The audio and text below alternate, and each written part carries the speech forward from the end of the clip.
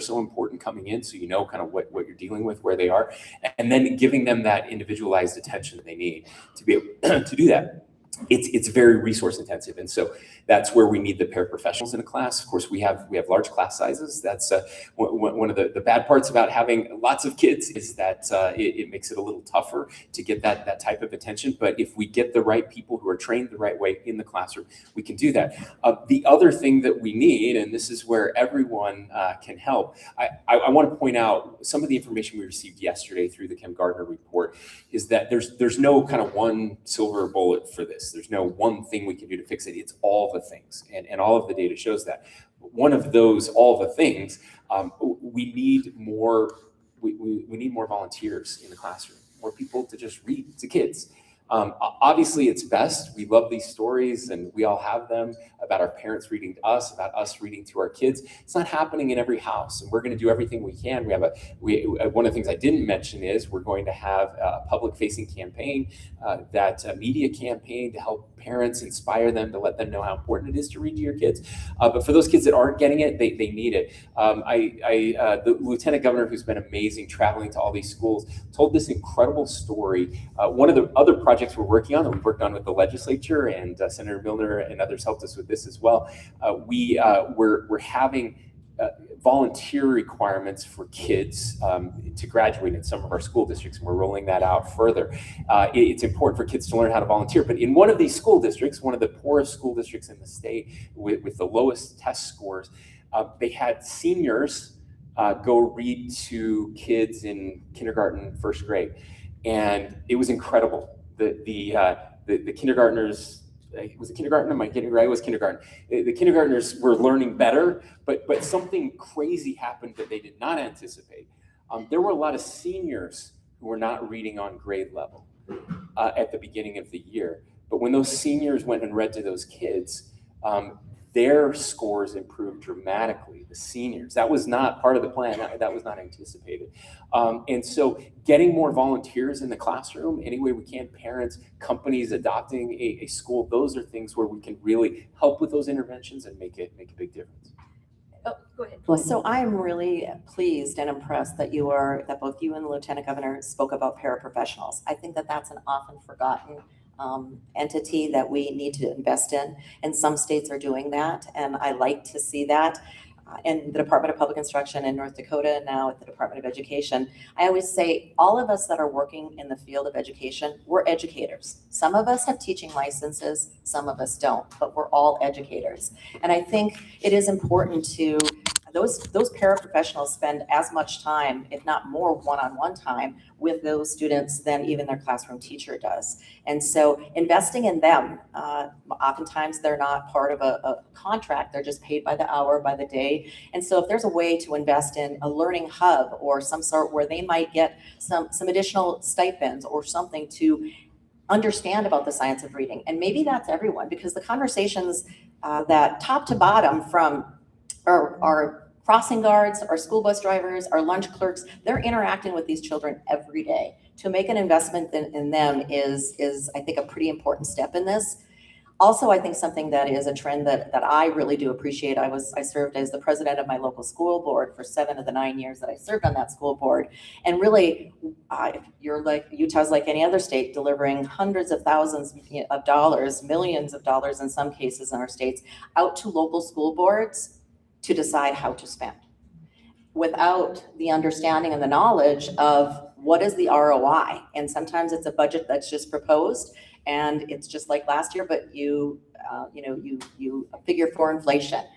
The understanding and the ability for our school boards to really focus on the academic outcomes, reading, literacy in particular, is an important piece to this community involvement. And when I say it's going to take all of us.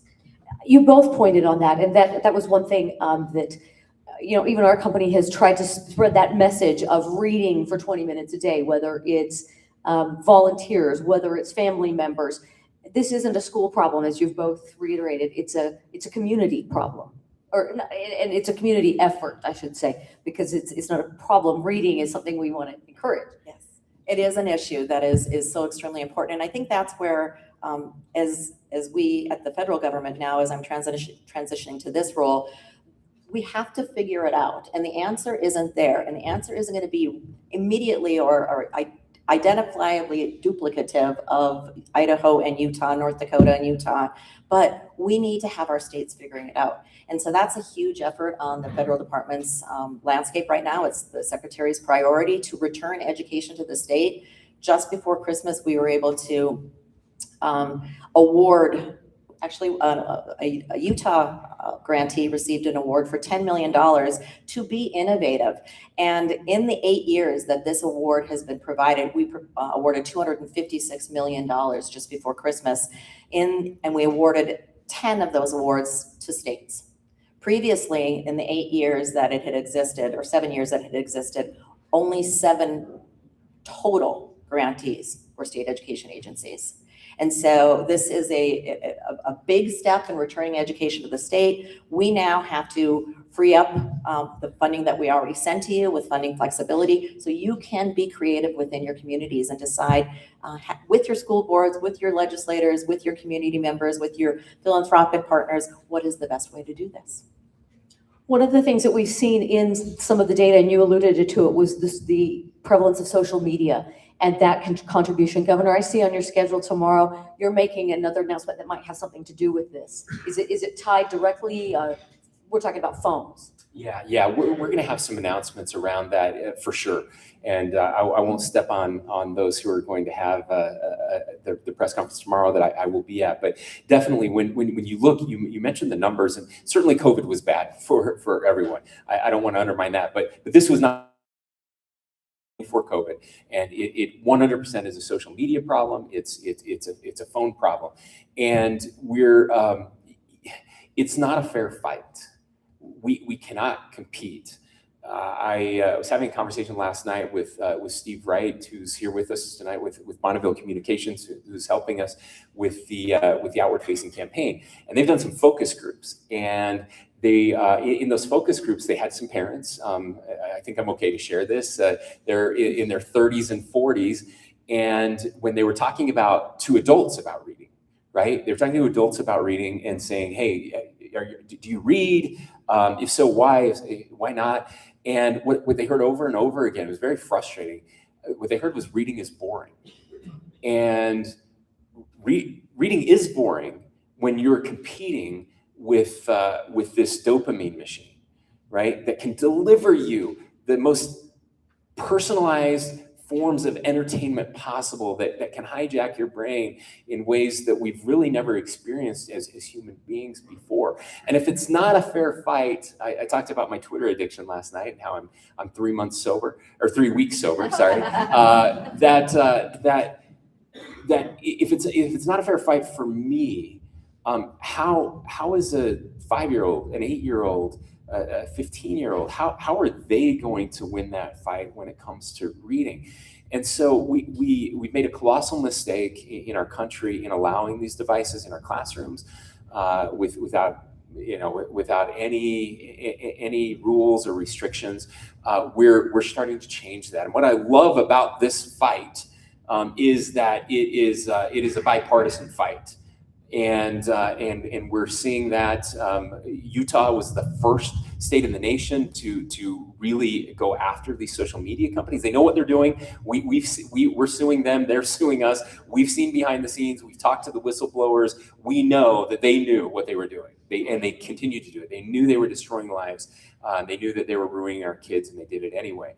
And so we have that going for us. So when you see Arkansas and New York pass the same pieces of legislation banning phones in classrooms, you know you're onto something.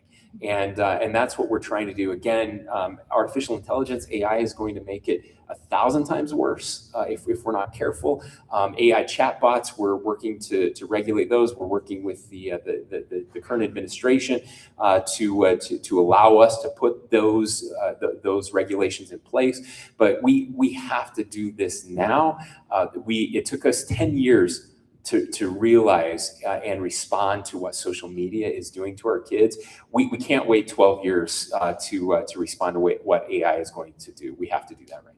Thank you. And I didn't mean to get ahead of ourselves. No, there, you're but- good. It's important. I want to share just a piece of information that relates to literacy and that cell phone ban.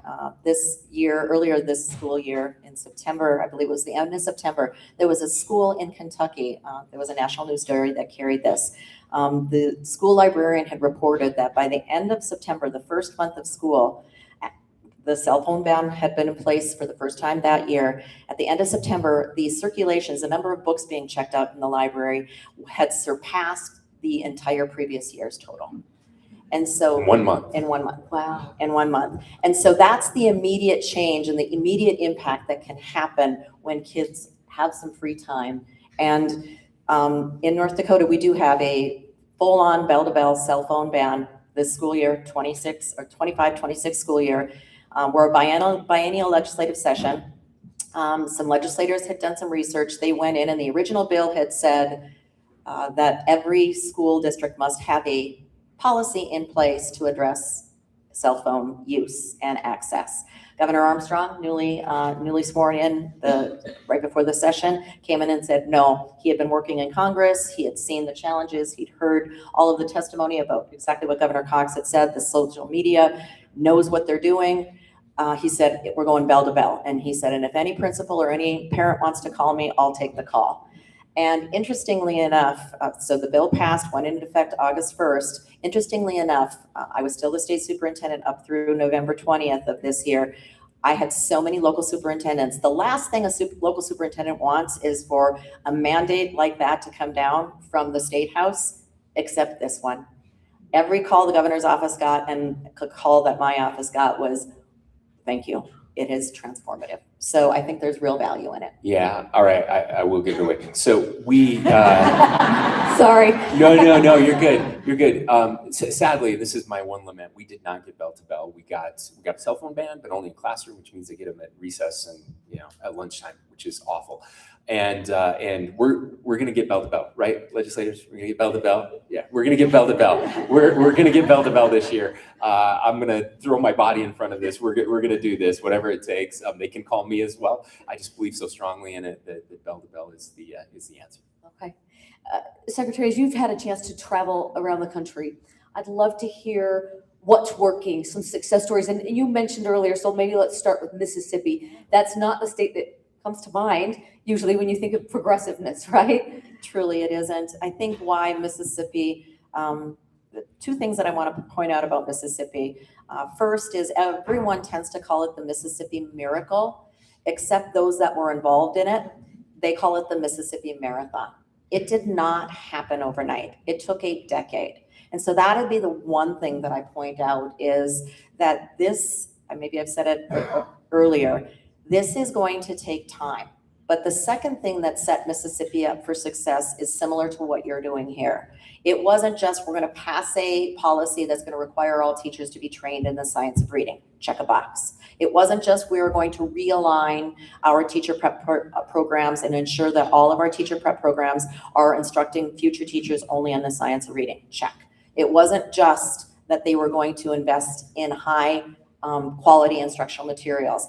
It wasn't just that they were going to create regional support systems of coaching to help that adult behavior change. Big fan of this saying, student outcomes won't change, will never change until adult behaviors change.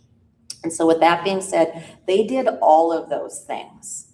The second thing that is important to point out with Mississippi and why they saw success is because in the winds of adversity and real unrest and unhappiness in university prep programs or spending of money for regional coaching, they faced those winds of adversity and said, we are not going to change course. We know that this is steeped in evidence. We know that this is what must be done. And so the legislature, the executive branch, the superintendent of public instruction down there, were all able to stand firm with each other and support each other and stay the course of implementation. And so those are the things that we're seeing success. Other positive aspects that we're seeing is Montana, for example, high impact tutoring, leveraging technology to reach those rural and isolated school districts, collaboration among states. There's an entity that received an EIR award that has begun in Tennessee and is now reaching out to Oklahoma. So really sharing of best practices. And I know that you and the secretary had talked about the learning toolkit, and we're really excited about that. Just learned a little bit about that recently and our plans for that. Originally, the idea, I believe, from the best of my understanding, on the job since November 24th, is the fact that we were going to put together, grab ideas from other states' best practices and put together a toolkit, the toolkit of a literacy toolkit for our states to use and follow, like most toolkits do. Step 1, step 2, gather this, gather that. In actually working through that, in hindsight, in retrospect, we really have begun to believe, and are working on this earnestly now, is rather than on above in Washington, D.C., somebody gathers what they think are the best ideas across this entire nation, put it together in a standardized toolkit, and deliver it out to our 50 states and 8 jurisdictions.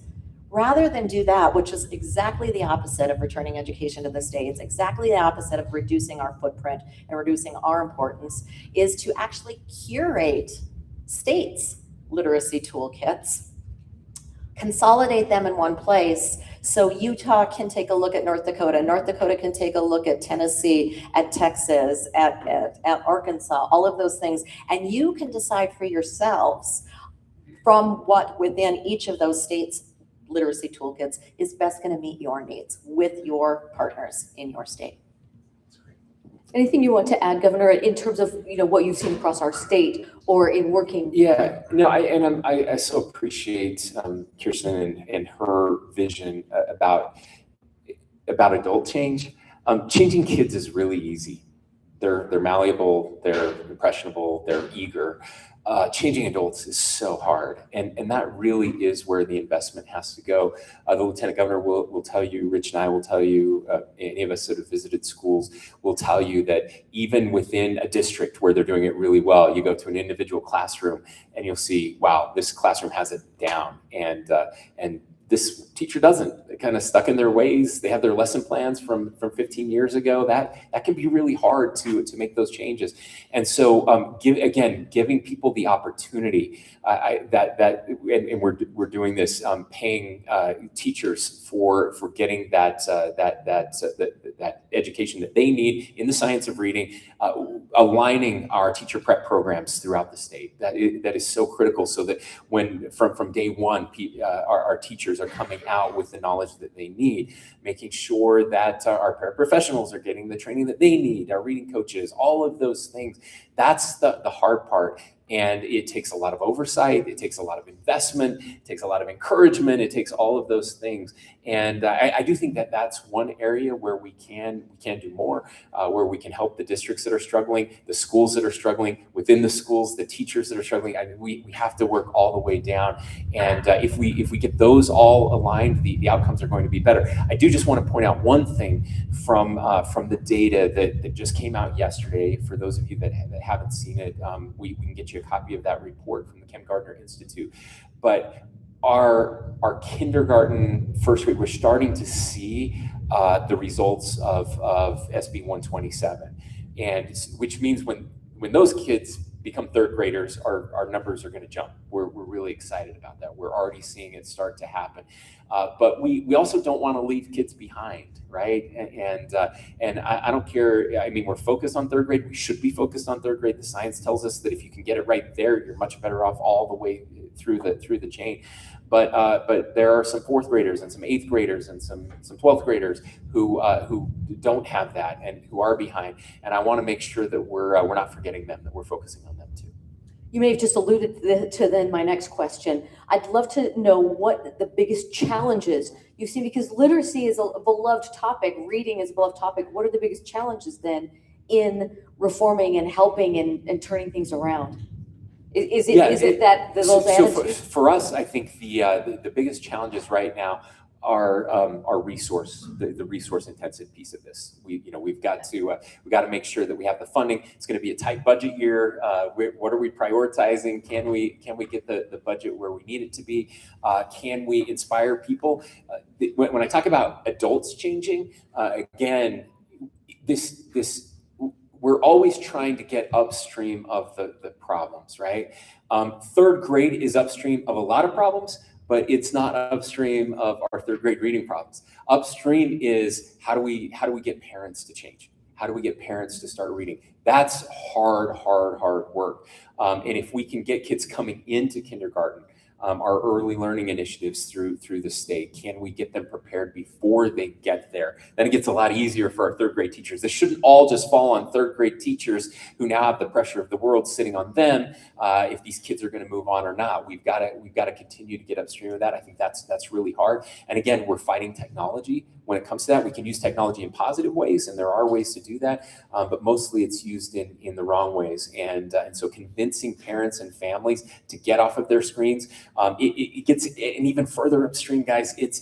We heard, I shared this last night, but we've talked to so many pediatricians who tell us that that brain development is not happening the way that it should because moms are breastfeeding or feeding their baby and they're scrolling, they're on TikTok instead of looking the child in the eye and engaging with them. Because that's boring compared to this dopamine hit that I'm getting on my phone, and that's really bad for child development. And so that's where we need behavior change. That's an interesting point that you just made. We haven't even touched on early literacy, which is such a critical piece. 0 to 5 is just the most critical investment. The most critical. I mean, that's when your brain is the most malleable. Yes, like 80% of your brain development happens, and then actually the synapses and begin to get pruned away at the age of 5 for the rest of your life. And so investment, and when I say investment in 0 to 5, for me, this is just my personal opinion. I'm not talking about universal pre-K. I'm talking about investments in our families, investments in the community supports. So regardless if that child is at home, in a private child care facility, an in-home daycare facility, or a daycare center, that whatever environment they are in, that is a high quality environment and that family is being supported. So when I say investment 0 to 5, I'm saying investment in the actual 0 to 5-year-old, regardless of the environment, not a system of child care centers, or I'm not going to pick or choose between whether it's a school system or a child care center. But I digress. I would say, no, can I dig into Sure. that a little bit more? Because Sure. one thing, if for instance, our company was we had a partnership with Papa Murphy's Pizza, and we were trying to get families, we give them pizza, fix their dinner if they'd instead spend that time reading. Have you seen in your travels or in your experience, how do you get, if that's the biggest challenge, getting parents and adults to spend that time, what have you seen that works? So I think every adult that is in charge of a young person wants the best thing for them. I think I don't know any parent or any caregiver or any family member that says, I want to wake up today and really mess up that child's life. They don't have the understanding. When you know and learn things that Governor Cox has just explained, that pediatricians share with you, you never unlearn that, and it sticks with you. So I think the biggest challenge there is just awareness. To be told what to do, read to your child, is much different than understanding what is happening with your child's development. And then it's not just an act that you're directed to do. You have an understanding and a knowledge that you know forever. The why. The why of it. Now, I didn't mean to hide. So we were talking about challenges. Yes. I don't think I'm going to say anything differently than Governor Cox has said. I think it's going to be the implementation challenge. The policy is the first step. The biggest challenge is going to be to hang in there. This is not a program. Getting to third grade reading should not be viewed as a program. This is a through line. This is families. This is community. This is schools. This is policymakers. That is the through line that is necessary. Do not be tempted to chase the next shiny penny that might be the thing.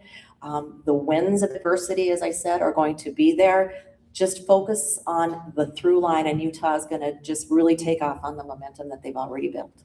Okay. I'm getting the 1 minute signal. Do you have anything you want to add in 30 seconds, Governor? More pizza, I think, is the key. I remember, how many of you got the Pizza Hut certificates when you were out as a kid? Yeah, and we all remember them, right? That's the stuff. We're gonna really try everything, and we know that's what it's gonna take to truly make a difference. I'll just conclude by thinking, all of you, and we need you this year. You've been there always for sure. I know some of you have been doing this. You're like, yeah, this is old hat for us, but this is a really cool opportunity. We have so many legislators that care. We had the speaker and the president. I've talked to them. They said we're all in, whatever we need to do on the policy side. But I will just end again. This is community. This is about all of us.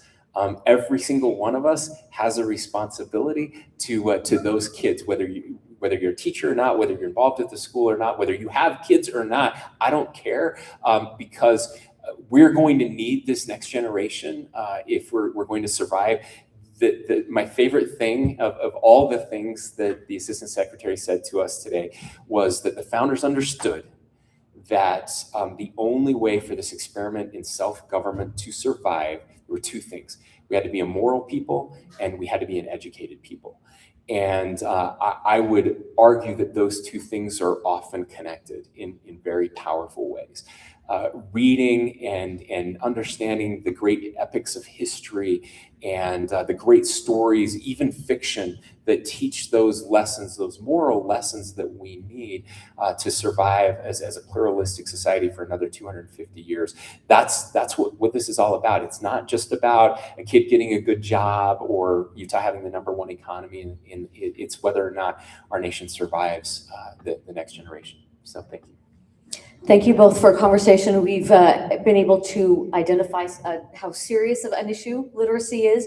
We've been able to see that there are indeed things you can do that work. We've identified some of those, and we have people here and you in this room that are going to help make it happen. So thank you also for being here and for your attention to literacy.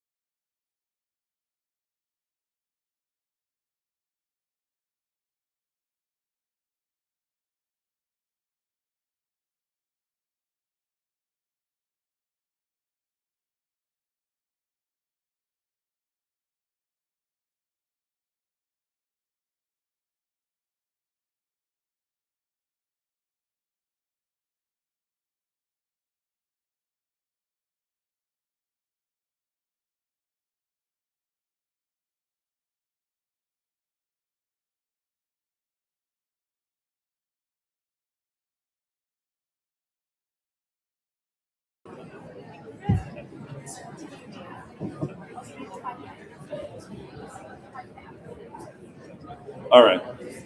Thank you, everyone. If we could make our ways back to our seats, take a little break if you need it, but we're going to get going with our next panel.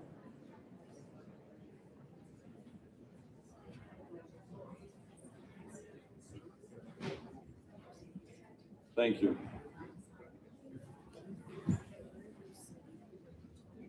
Certainly want to thank Governor Cox and Assistant Secretary Basler and Ms. Wimmer for leading us through that and shaping and what is the vision of the state regarding early literacy and the work that's still in front of us to do that. I'm Rich Nye, the Senior Advisor to Governor Cox, former Superintendent of Ogden, and Granite, and former Deputy Superintendent for the State Board of Education. It's an honor to be with all of you today. With me, we have just a wonderful blend of policy and practice, and how we take a look at how the one informs the other. So with us, we have Senator Milner, Senator Milner represents District 5, covering parts of Davis, Morgan, and Weber counties, elected to the Utah State Senate in 2015. She chairs the Economic Development and Workforce Services, as well as the Higher Education Appropriations Subcommittee, the School Security Task Force, and the Senate Ethics Committee. That's a lot on your plate. Senator Miller earned her bachelor's in education from University of Tennessee, her master's from Southwest Texas University, and her doctorate from Brigham Young University. She served as Regents Professor of Health Administration on student growth, in administration, and was president of Weber State University from 2002 and 2012. Welcome. With us also we have Brandy Webster. She's the principal of Mona Elementary in the Juab School District. Brandy serves as where she's worked alongside a caring and dedicated team to ensure that students are known, supported, and working toward meaningful learning goals. Under her leadership, Mona Elementary has seen substantial improvement in early literacy achievement. She is passionate about strengthening instruction, building teacher capacity, and nurturing true collective efficacy, where everyone believes in one another and works toward the same goal. So every child benefits from the love and strength of the school community. We also have Jennifer Skaugard. Jennifer is thrilled to be part of the Mona Elementary family, growing up in the small farming community of Palmyra, Utah. Jennifer felt right at home when she began her career at Mona, with 20 years of experience having taught both first and third grades. She has a true passion for early elementary education. Jennifer's goal is to inspire lifelong love of learning by creating a fearless classroom to try something new, and that every mistake is just a stepping stone toward growing their brains. Thank you. And we have Megan Montoya. Megan grew up in Mona, Utah, and is proud to now serve her community as a third grade teacher at Mona Elementary School. She has taught for the past 5 years and is passionate about creating a classroom where students feel valued, supported, and encouraged to grow. Megan believes that loving her students comes first, and that meaningful learning and growth naturally follow from strong, caring relationships. Welcome. And we do need to excuse Natalie Darrington. She's the proud grandmother of twins just recently, and mother and children are doing fine, but that's a lot. And so she's exactly where she needs to be, and we wish her and her family the very, very best. So thank you. As we consider the policy that we've discussed and illiteracy being a policy choice, the legislature in 2022 took, under Senator Milner, your leadership, a very bold stand and identified some very key policy levers that would lead to greater impacts on student outcomes in this early literacy space. Senator Milner, first question for you. What was the impetus? What was the thinking behind that as you took that initiative? You were championing that effort in 2022 and continue to do so today, but what led up to that? So what led up to that for me was beginning to look at the numbers over and over again about how many of our kids weren't reading at the end of third grade level. And all the research shows out there that people say to me, why third grade? Well, you're learning to read up to third grade. After third grade, you're reading to learn. If you really want to have the foundation for learning everything else you're going to need, imagine trying to do it without being able to read. And so when I think about Utah, I think about Utah families, I think about Utah values, I think about how much we value education and our kids having an opportunity to succeed. I can't imagine that we can't do better. And I have to say that I know nothing about teaching reading. So you are looking at the person who knows very little about it. But what I have is a passion for helping our kids learn to read. And there are experts that do know how to do this. And so I pulled together a group. People know that I kind of sometimes will say, I don't know anything about it, but I know some people who do. I pulled together, and this was kind of coming out of the pandemic, and they were all willing to come and meet in person.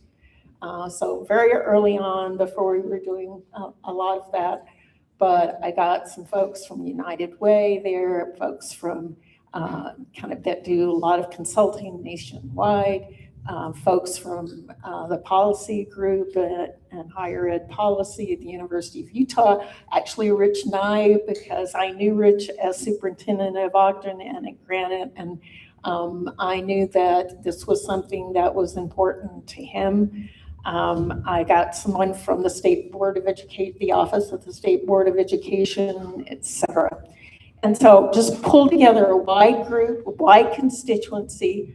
We had a discussion, and the beginning of the discussion was, is this important? And we all ran around the room, told our story, and talked about the fact that, yes, it's important, that we should come together collectively to move the needle, because this was important for our kids. And as a result of that, we began this journey of learning from other states, and obviously Mississippi was one of those states, but starting to learn from other states, what they had done, what they had put in place, learning about the science of reading. We brought in the Schools of the Future, who had science of reading experts on their group from Utah State, and said, we've got to work together in this. And we crafted legislation really from a collective view of what is our next step in this. And I will say that we were focused on, first of all, it has to be about inculcating, in a sense, the science of reading and what we know about reading in our schools, and really understanding that we know now how we help kids read. The flip side of it is we know that kids don't read for different reasons. And sometimes it can be just, we have a standard solution for every kid. That's not what's going to work. I learned in this process, kids can't read for lots of different reasons. Like they can't decode it. It's a English language issue. There are lots of different reasons. So we said, okay, first of all, we know if we take Mississippi as the model, that in Mississippi, they trained all their teachers. We want to train all of our teachers K through 3. We know that they trained their principals, because the reality is, if you ask what makes a difference in a school, it is the instructional leadership of the principal in that school. And they can't lead what they don't know. So we need to think about training our administrators. Third piece, we need to have instructional coaches. You know, we can do the training, but going to training, how many of you have gone to training, said this is really good stuff, and then gone back and started doing things like you've been doing them with maybe just a little tweak in it, right? But we need instructional coaches that can help, and particularly at our schools where we know we have the lowest levels of reading. So let's go out and work with our schools, and let's provide them that instructional support that can continue to make sure this happens. And then we talked about we need to engage parents. And we need to engage parents. We need assessment. We need an assessment process. We need to be able, this is not assessment for labeling. This is assessment for here's where the child is. That a teacher knows where that child is, that they can think about kind of how they want to approach supporting reading support with that child. And maybe it's different in different ways, but also they can talk to parents about, here's some things you can do. So parents know the things that where they can help, and there's actual conversation between parents and teachers about this. And then our goal was to get free resources on UETN, electronic resources that could be available to parents everywhere, no matter where they were, that a teacher could send them to, could help them draw from. So for me, this was about policy. It was about how we support practice and making sure we could do more. And it's got to be about partnership. It has to be a partnership. And if any state can do this, Utah can do it. We have made progress. Our scores are slowly coming up. Early indicators around K and 1, but we need to accelerate this work. And what I'm excited about today is we have a principal and some teachers here who have demonstrated accelerating that work significantly. So this is the policy piece. We still have more to do, and we're going to work on it this next year. So kind of phase 2, how do we not only put all this in place, how do we accelerate this work, and how do we bring everyone together? And what's pretty amazing right now is how everybody's coming together. I can't say enough about our community leaders who have leaned into this, who've said, this is important and we care about this, and we know there are lots of people that have a role in it, but let's all work together on it. And that's the leadership, I think, of the governor and the first lady, and so many other people in our philanthropic community, so many other people in making this happen. So I'm just grateful to be part of it and know that I do have this passion. I want every child to be able to read. And some people say, well, our standards are too high. I want every child to be able to read, because that allows them to learn for life. And they need, particularly in the world we're in today, to be able to learn for life. No, that is exactly, no one speaks better to it. We're so grateful, Senator, leadership, and not only your involvement, but your leadership on this has been instrumental. As you mentioned, we're very early in, SB 127 passed in 2022. It was very comprehensive. It actually affected 8 lines of code in state law. Is how comprehensive it was. You've articulated that beautifully. Now, given all those policy levers and that framework, Mona Elementary, here you are today, and Lieutenant Governor and I had an opportunity to visit Mona Elementary, and the thing that impressed us so much was the organizational culture, the atmosphere that they have, that was unrelentlessly unapologetic to meeting the needs of students. And they've demonstrated that. In fact, over the last few years, you've seen double-digit increases in K-3 literacy, and even last year, you saw a 20% increase in the number of third-grade students reading on grade level.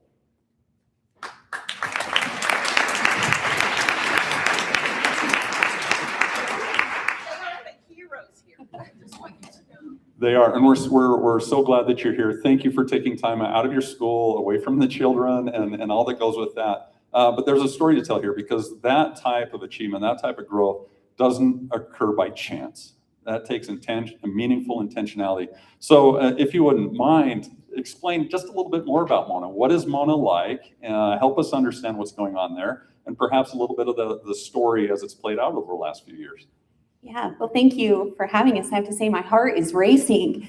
Like, I had a few people when they asked who we were, and I told them we are from Mona, and they're like, where is Mona? So we are a very small rural town. I have a love for small towns. I come from a small town of Tropic, Utah, where, there's something special about rural schools, but also some challenges that come along with those too. So Mona is the heart of our community. We love it. There's a special feeling there. One of my favorite things when we have a lot of visitors come, they leave saying there's just a different feeling here. It is the most magical place on the earth. Although some would disagree with that, but we agree. We think it is. Mona Elementary is a K-5 school. We have 285 students, 2 teachers per grade level. We take in the communities of Mona and Rocky Ridge. So that kind of makes up our school. We have a mix of veteran and younger teachers, which is great. But it is a small town, and that has a big heart. We believe in our kids, we believe in our parents, and we believe in our community. And it takes every single one of us to make a difference. This is my 7th year at Mona Elementary. I started as the instructional coach and was able to start there for 2 years, and have been the principal for 5, going into my 6th year. My children say, Mom, Mona is the best thing that's ever happened to you. And I say, besides you guys, I think it is. When I first started at Mona Elementary, I noticed that our data was stagnant. I'm a data junkie, and I'm a literacy very passionate about literacy. Our data for the past 10 years had been stagnant. We were hovering around the 50% mark, and teachers were working so hard. And I couldn't figure out what was going on. Like, what else could they do? They were looking for resources. They were staying late at night. They were coming early in the morning. They were doing tutoring. We were doing everything we could think of, but the needle wasn't moving, and our kids were not reading proficiently. So actually on one of the state visits for personalized learning, Dr. Jennifer Thronson was there. And I've known her for several years, and I'm like, Jen, will you help me dig into this data a little bit deeper and what's going on? And that's where our story began, is really looking at the data. I love what Governor Cox was saying, that it's an individual plan, and that's been our goal at Mona Elementary. 70% is not good enough for us. We want 100% of our kids, 100%. And it doesn't just rely solely on the teachers, it takes the team. So the first thing we did is we pulled our whole team together, from bus drivers to lunch ladies to paraprofessionals to our teachers, and we made this goal. In fact, we were in a room and I'm like, okay, if 80%, you know, the SMART goals, if 80% is our goal, which 20 kids are we going to leave behind? You guys give me the faces of those kids. Tell me the names, and no, we're not going to leave any kid behind. So it comes with that collective belief that we believe our students can. And that's where our journey started. And then it comes with resources and tools and, you know, all of us working together, knowing every student's story, every student. And that's where it begins. So that's kind of our journey, and we'll get into the nitty gritty of it all. But yeah. Thank you. As you consider that journey, is where you started, how you identified what the need was, creating a sense of urgency. We often say that the beginning and end of any educational inform or reform initiative, program, policy begins and ends in the classroom, and what might occur there. And SB 127 required a lot of things. One of those things, and we've heard a lot about, is the science of reading, which takes about 160 hours of training time to go through. It's a significant investment, and I don't believe it's hyperbole to say that never before in the great state of Utah have there been such a concerted effort to increase the capacity around literacy as there is right now. But how has that played out? As teachers, Jennifer, Megan, how has that played out for you? Experience been like, and what would you have us learn for having gone through that, and how perhaps it's changed what some of the things that you do in the classroom include? I mean, I guess the biggest thing was our district had the opportunity, and I guess all schools and all teachers in Utah now have had the opportunity to be letter certified in the science of reading. And it started with K2. They were our first ones to get certified, and then that actually bled into third grade getting certified. And then our fourth and fifth grade teachers were also able to get certified. And then after that, we kind of decided as a school that the language arts program that we were using wasn't up to par with the science of reading. And so we took the time, and Brandy and our superintendent were super gracious in giving us resources and time to be paid and to take time to sit down all together and revamp our language arts curriculum. We went through the letters format, and we were able to take the resources we had and adjust them to align with the science of reading. And that took a lot of time and a teamwork. I mean, we worked K5 on creating those lesson plans. That was not just a third grade decision. It was school-wide. We also had the opportunity to work with our instructional coach to do that. And then after that, it led into our IAs. Yeah, our instructional coach got to teach our IAs about the letters training. So our IAs became not officially certified, but teacher certified in the science of reading, so that when they pull our students, they understand what needs to happen as well. I don't know if you want to add anything, Jen. Just IAs, instructional assistants. Yeah, instructional. Paraprofessionals. Sorry, yes, No, you're so good. paraprofessionals, instructional I'm with you. We assistants. just want to get There's so many acronyms in education, right? That's right. And Jennifer, you've been teaching for 20 years. You talked a little bit about how your teacher preparation did not include the science of reading, and actually included some of the whole language strategies that we've moved away from. How's that changed for you? Well, now knowing that doing our picture walk and doing all those things we was way wrong, but it's nice to know and nice to be able to tell the kids, this is why this sounds this way. This is what your mouth is supposed to be doing. This is what it's supposed to sound like. And then it's been fun doing our 95% also to, this is how you break apart a word. This are the syllables. This, you know, what part of speech is it? It's a noun, or what's a noun? And going, but also teaching the kids why, not only the how, but why behind it. So. Yeah, no, that's perfect. And that is where that policy and practice meets, right? Because SB 127 does entertain or does set the expectation that the curricula that the districts adopt are aligned to the science of reading, and the interventions, you mentioned 95% as an intervention, has to be evidence-based, meaning it has to show through peer-reviewed research that it's good for kids. And so it has fundamentally changed a lot of those issues. And as important as it is for what occurs in the classroom, right, in that space and the beautiful space that it is, science of reading, making connections with kids, Mona took on another approach on another front when it came to family engagement and what you needed the community to do to help Mona Elementary achieve these goals that we all have for our children. Would you just explain, perhaps Brandy, start with you, what did family engagement look like? How did you rally the community around what Mona was accomplishing? Yeah, so we had this crazy idea, and bless our superintendent's heart, Dr. Hughes, I'm sorry, every time I go to him, I have this crazy idea. It's like, Brandy, no more crazy ideas. But we know if we can capture the kids and get them excited, we can capture the parents.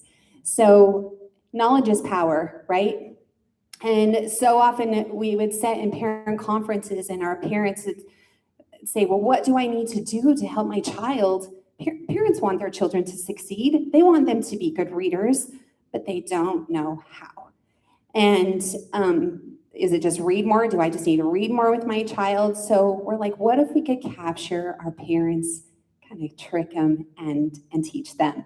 So we hosted this huge luau and tried to persuade kids to bring their families, and we had almost 100% attendance.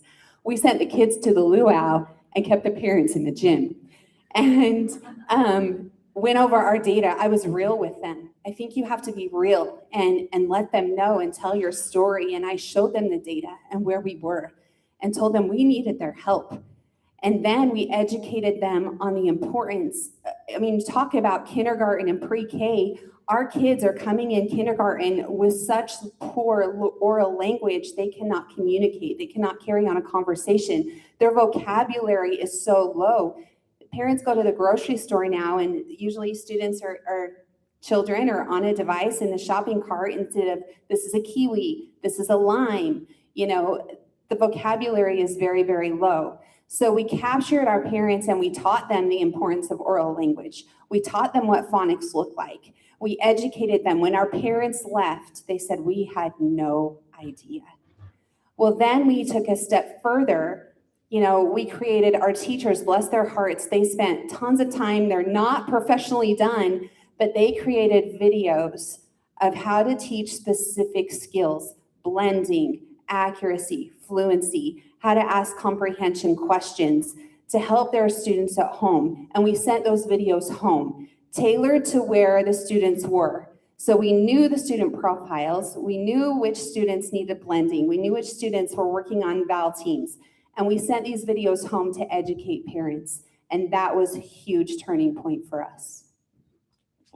Thank you. And from teachers' perspective, when you saw that family engagement, what were those conversations after, these types of events? How did they engage differently, perhaps, with you or partner with you in meeting the needs of students and their literacy goals? Yeah, I would just echo kind of what Brandy said.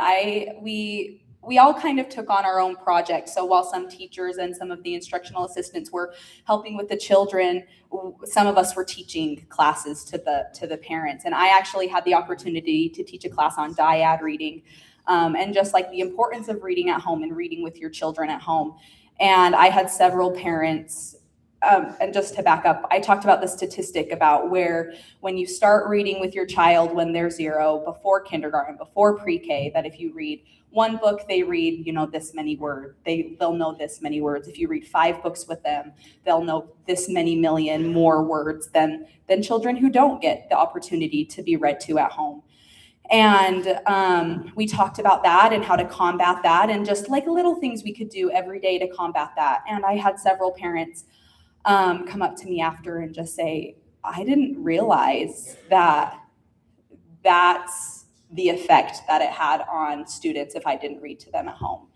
And that was really powerful because, again, just like Brandy was saying, I just don't think parents know. I don't think they realize that they just think they're going to be exposed in other places. They talk to their friends, they are reading at school, you know, and I just think that that was very powerful for parents to be taught that, and just kind of like, I don't want to say sadness, but maybe just the realization in their eyes when they were taught that. It seemed to me that it was going to help at home as well. I don't know what you want to. And as you can imagine, our parent engagement, you know, doubled or tripled, and seeing the parent involvement and seeing more reading happen at home or in the grocery stores or in other places like that, it was phenomenal. Because like it was said earlier, you know, it takes everyone, it takes a village, not just us as teachers or educators to be able to do that. It starts at home. So appreciate that and that insight and different strategies, right, to encourage and build the capacity. As much as the teachers and administrators have gone through some of the science reading and training, what does that look like in the home, right? And so that intentionality clearly brings all hands to the table to lift. So as you're thinking about your daily schedules, right, and considering some of these policy changes that have occurred, in terms of just the day-to-day operation and that change management, how are things done maybe a little bit differently today than they were before? And what do you anticipate still needing to be done to move into the future and help more students succeed? Yeah, that's a great question. When we first started this, we talk about tier 1, tier 2 instruction. We had 80% of our students in tier 2. That's a problem. That's a problem. We knew it had to change with our tier 1 instruction. Anyways, we looked at the schedules and really had to vamp up. In a rural school, you don't have a lot of resources and you don't have a lot of manpower. So you have to get creative. And that's where you pull in everyone working together. So we created schedules that allowed for 30 minutes every single day of what we call aim time. Because no matter where the student is, they can always improve. They can always improve. And so every grade level has a 30-minute aim time. Kindergarten has a little bit longer, 45 minutes, where they are receiving specific targeted instruction based on the skill that they're on. What we found is like we had these Acadian scores, but we didn't know what to do. We didn't have a good tier 2 program. And so we were grateful when we were able to adopt 95%. But scheduling, making sure that every grade level has a block and they share kids. It's not just your kids and my kids, it's our kids. We even sent some of our 3rd graders to 1st grade AIM, that they came into the school year for the first time ever in 3rd grade, not knowing how to read, and they didn't receive that tier 1 instruction in 1st grade. So it was a vertical effort of everyone working together. So schedules, then also providing that time for progress monitoring. So every Friday, every teacher has an IA that comes in, covers their classes, and they sit down and they have those goal meetings with the kids. Kids, we need kids buy-in, right? When kids own their learning, that's where the magic happens. And our Goal Getter program, I have to say, has been a game changer. So teachers being able to have that time and those resources to sit down and meet one-on-one with kids to track that progress. That was a scheduling thing too. And then just to make sure that we had the right research-based resources as well. So scheduling, resources, tools, time, manpower. It's pretty cool when a kid is walking down the hall. I saw this a couple weeks ago, and I was behind him, and he's like, I can't believe it. I can't believe it. I'm like, what's he doing? And he had his goal card in his hand, and he's a 4th grader. And I went up to him, I'm like, hey, bud, what's going on? He's like, Mrs. Webster, I hit my accuracy goal. I'm like, oh my gosh, you're amazing. And he was just so excited. But when our kids can articulate what they need and give that sense of power and own their learning, that's where the magic happens. So. Oh, that's wonderful. And to see that growth and have the children also own it. Part of SB 127 we talked a little bit about change management, and that administrators need to go through that. From a teacher's perspective, right? What does it mean to you to be able to have the support of your district, the board, and your principal in providing you what it is that you need to be able to deliver on what our students need? I honestly believe that Brandy is the backbone of our whole school. Brandy has not only went to bat for us with our superintendent and with our board, but she has come up with her crazy ideas, like our goal getters. We taught our students, this is what it means to be accurate. So they knew what it meant to be accurate. They knew what it meant to read fluently. And for example, our goal getters, they have achieved one thing at a time, like she was saying. They have their accuracy. How many words can you read per minute? But also, the most important thing is how many words did you read correctly? And then this year, we're actually doing pin trading. And so if they achieve that goal, they get to go get a special pin. And then they can trade with a teacher for different pins. And for every goal that they get a new pin. And so they can add 3 or 4 more. But with Brandy's crazy ideas, we have seen so much progress in the kids and them taking on their role of, this is what I need to do. But Brandy has been amazing, and I don't think our school would feel like a family and have that special feeling if it wasn't for her. I just want to add on and just say that I feel like in our community, especially out in Mona, within the school and within the district, like, we're just trusted. We're trusted to be adults. We're trusted to be professionals. And having that trust and being treated like I actually know what I'm doing because I have been trained in these things, like, means so much. Not only does it give me the confidence that I need to go and teach these children who are going to be the future of our country and the next generation, having that confidence to do that bleeds into the children. If I'm not confident and I'm not happy and I don't feel loved as a human, as an educator, as an adult, the kids aren't going to either. I mean, it's this reciprocal relationship from the top down.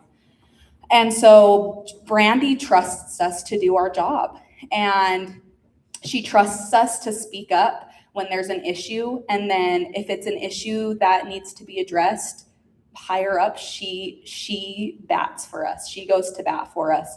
And the amount of love that we feel in our school because of that, it impacts everybody. And I think going back to the very beginning of the conversation, people feel that when they walk into our school.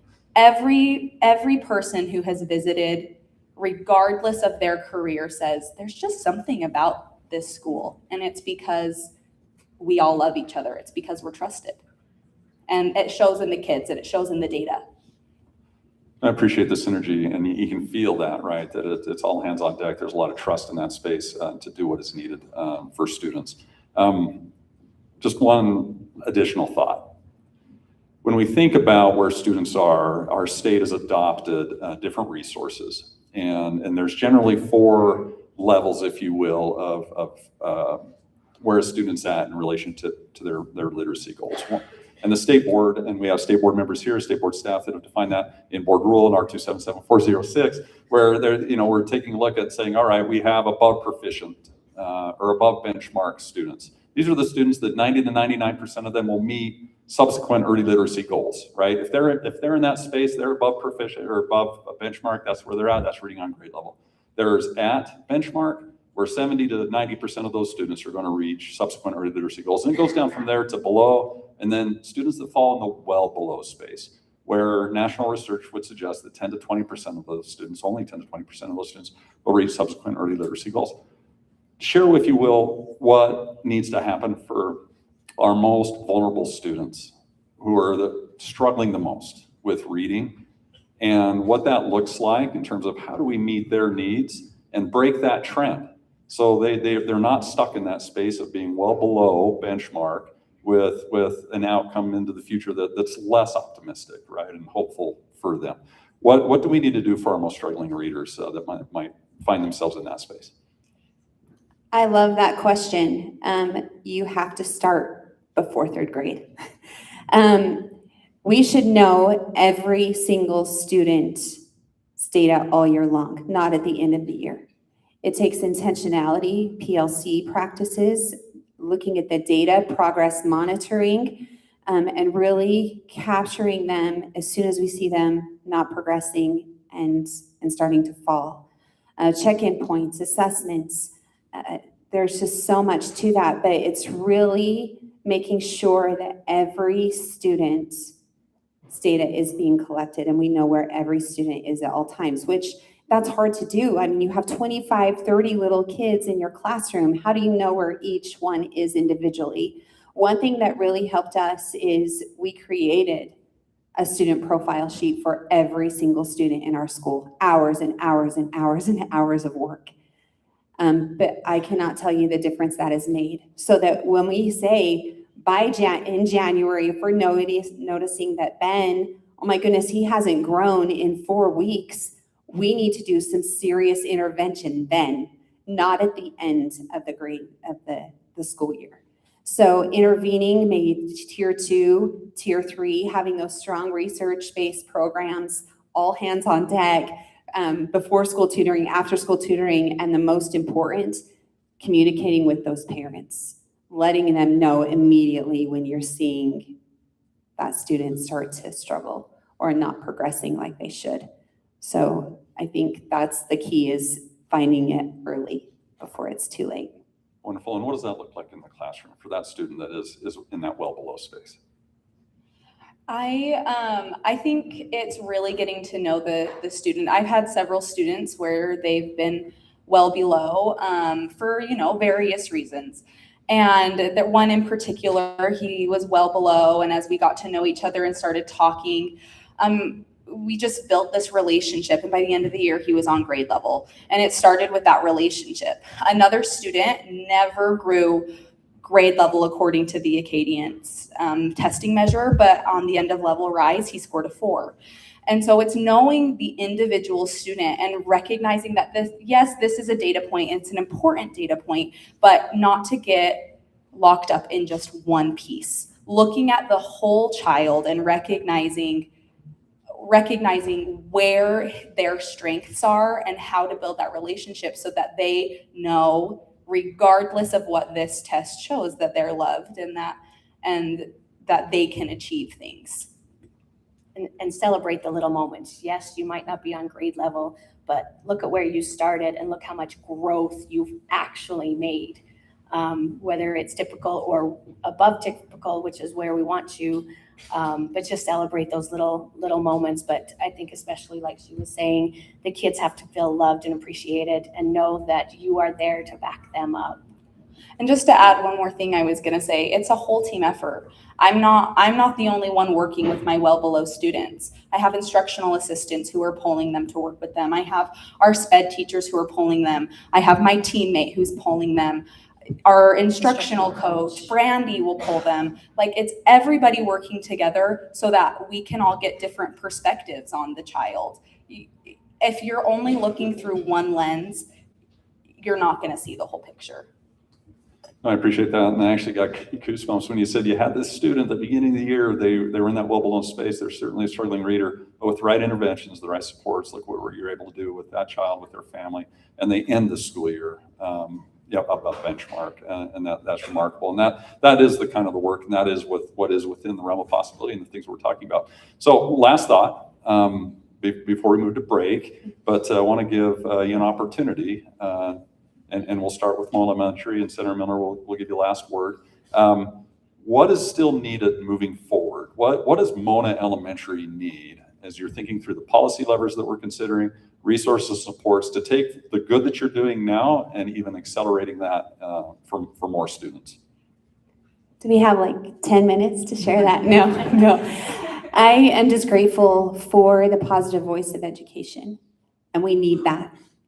I was with my teachers yesterday, and we were talking about coming back in, and we did a check-in, and I asked them, what do you need from me? And what fills your cup and what drains your cup? And they said, we left that positive voice, and that negative drains it. So that continued positive voice, paraprofessionals were talked about, we need them. We cannot do what we do without them. We need that support. They are a huge part of our team, and it seems like we just keep losing them.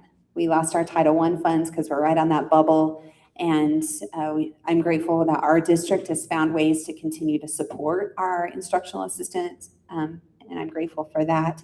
And also continued support in behavioral, our mental, just our kids. It's all about kids, and yeah. Our instructional coaches. We couldn't do what we do each and every day without them. We can try everything in the book that we can think of, and then we can invite them in, what else can we do? And if they don't know, if Natalie, who's not here, if we don't know, she's willing to go and spend hours or whatever it's needed to find out, well, let's try this. And so even we need, coaching every now and again, or somebody to bounce ideas off of. Yeah, and I would kind of echo what both of them said, and as well as what Governor Cox said about it needs to start at 0 to 5. We need to get parents to buy in to the fact that how important literacy is. If I love the policies that we have put in place, they're helping us get there, similar to what the assistant secretary said, but we can't do it if we're not given the resources. You can give us a policy all you want, but if we're not given the help to get there, there's nothing going to happen. And I would finally just echo again the help from our instructional assistants, the help from our counselors, the help from our SPED teachers, the help from our principals, from our secretary at the school. Everybody makes a difference in the lives of those children. And if their lives are not loved and happy, nothing's gonna come from it. So just having those adults in the building who care and who are trained to deal with everything that we're dealing with today in 2026, that's going to make the biggest difference. And one quick thing, small class sizes, especially in K2. Put a plug in there. Yeah. I love it. And I love that you articulated, we can have high expectations. We can want the very best for our students, but if we have the high expectation, absence of resources, supports, that breeds some frustration, that breeds some fear, right? But if we have high expectations and we have the resources and supports, that's going to yield better outcomes for our kids because you have what you need. So Senator Miller, where do we go from here? As we're thinking about policy, now is not the time to let up on this effort. Where do we go from here? So, one of the things that I continue to hear about is intervention support. How do we help our teachers and others have the resources they need, the support they need? And part of that is people, paraprofessionals, and others. How do we do that in a way that works, but will work differently in different schools across the state? We also know that there are no two school districts that are alike here. So one of the things we want to do is to make sure we are continuing to accelerate this work while we are at the same time providing the intervention support and the assistance that our teachers and others need in that process. So Excel and Ed's done some good work. I'm going to give them a shout out here about being able to compare across all 50 states, the kinds of things that people are doing. We have been able to look at where we are in Utah, how we compare to some other places, being able then to start saying, and here's some of the things that I'm hearing. I'm hearing we may need to do more around dyslexia screening to be able to help some of our kids in our classrooms. We need more paraprofessional support, trained paraprofessional support. Just putting, it's like the letters training has been extremely important. And as you see, they're working to make sure it incorporates into their curriculum and then aligns with their students and what they need, but that means the other adults in the classroom also that are helping them or doing tutoring or whatever it is have to be able to have those skills as well, so it aligns with what the teacher needs. And then we're beginning the conversation about how are we going to make sure every child gets here? How do we make that a priority? And there are other states that have put retention in place, and that conversation is going on. And part of the reason for that is to say we need focus, we need alignment, we need to be all pulling in the same direction to help our kids get there. Because truly, it makes a difference in their lives. I mean, if you think about not being able to read in your lifetime, we already know there's all kinds of data around less likely to graduate from high school, more likely to be in some of our social and welfare programs, et cetera. But the reality is we are limiting their opportunity if they can't read. And we have to focus. We have to get our communities, our schools, and everyone focused to say, if there's one thing we can help our students learn besides all of the durable skills that we want them to learn, it has to start with reading. And I really believe that. And people will come to me and they'll say, well, what about math? Well, yeah, math's important. Try to do word problems if you can't read. In math, I mean, let's start with every child reading. And the other will be easier, I believe. I believe we facilitate that. So where I am working with some superintendents, working on some, and Rich and I, working on some legislation to kind of do phase two. Phase one was getting us started, building a policy framework. Phase two is how do we accelerate the work. Thank you so much. Please join me in thanking this panel for sharing with us. Thank you.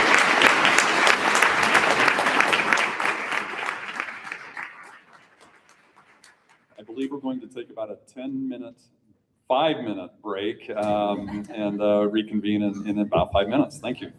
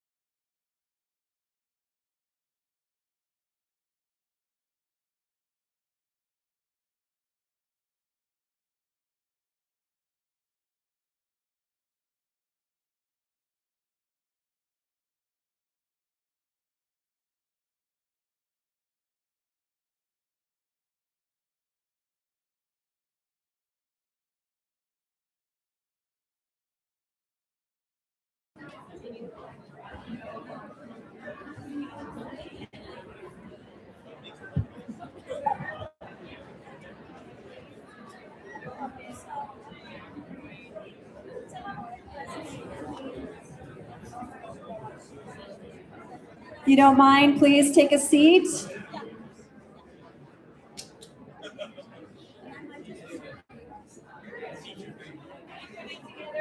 Can a teacher come up here and get everyone settled?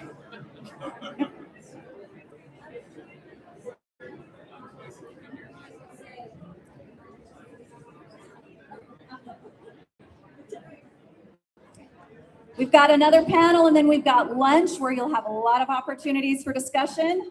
Love hearing this. We got to stay on schedule.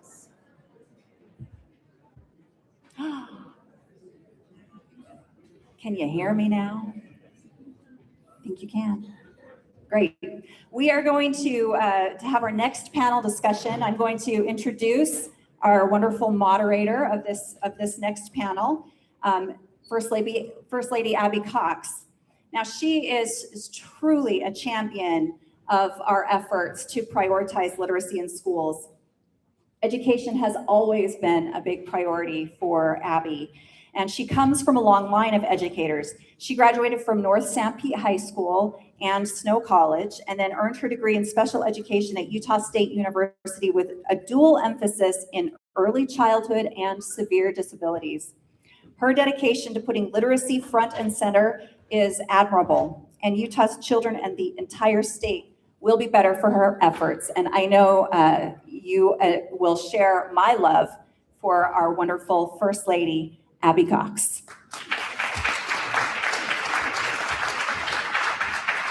Thank you so much, Lieutenant Governor. And I am really excited to talk about our families and how we can get families engaged in literacy. This is a community issue. It is going to take a community solution. So I am thrilled to introduce this powerful panel of experts. We have, and if they can make their way to the stage, we have Dr. Sydney Dixon. Dr. Dixon has served the children of Utah as a proud educator for the past 45 years. 45 years. Currently, she serves as a clinical professor in the Department of Education, Leadership and Policy at the University of Utah, and was also named the inaugural Special Assistant to the Dean for Strategic Initiatives. Prior to the University of Utah, she served as the State Superintendent of Public Instruction from 2016 to 2025. Thank you to Dr. Dixon. We also have Dr. Claire Sun. She is an associate professor of educational psychology and affiliated faculty member at the Utah Education Policy Center and a director of the Early Lab at the University of Utah. She teaches and conducts research with her students on early education and development of literacy skills among young children facing social and economic disparities across their home, school, community, and digital environments. And last but not least, Tammy Austin. Tammy is the acting early learning program manager with the Salt Lake County Library System, where she leads countywide early literacy initiatives serving young children and family. Her work focuses on early literacy intervention through caregiver engagement and community-based delivery. So thank you to the panelists. Does everybody have a mic? Because I have two. Okay, we're good. Oh, you do.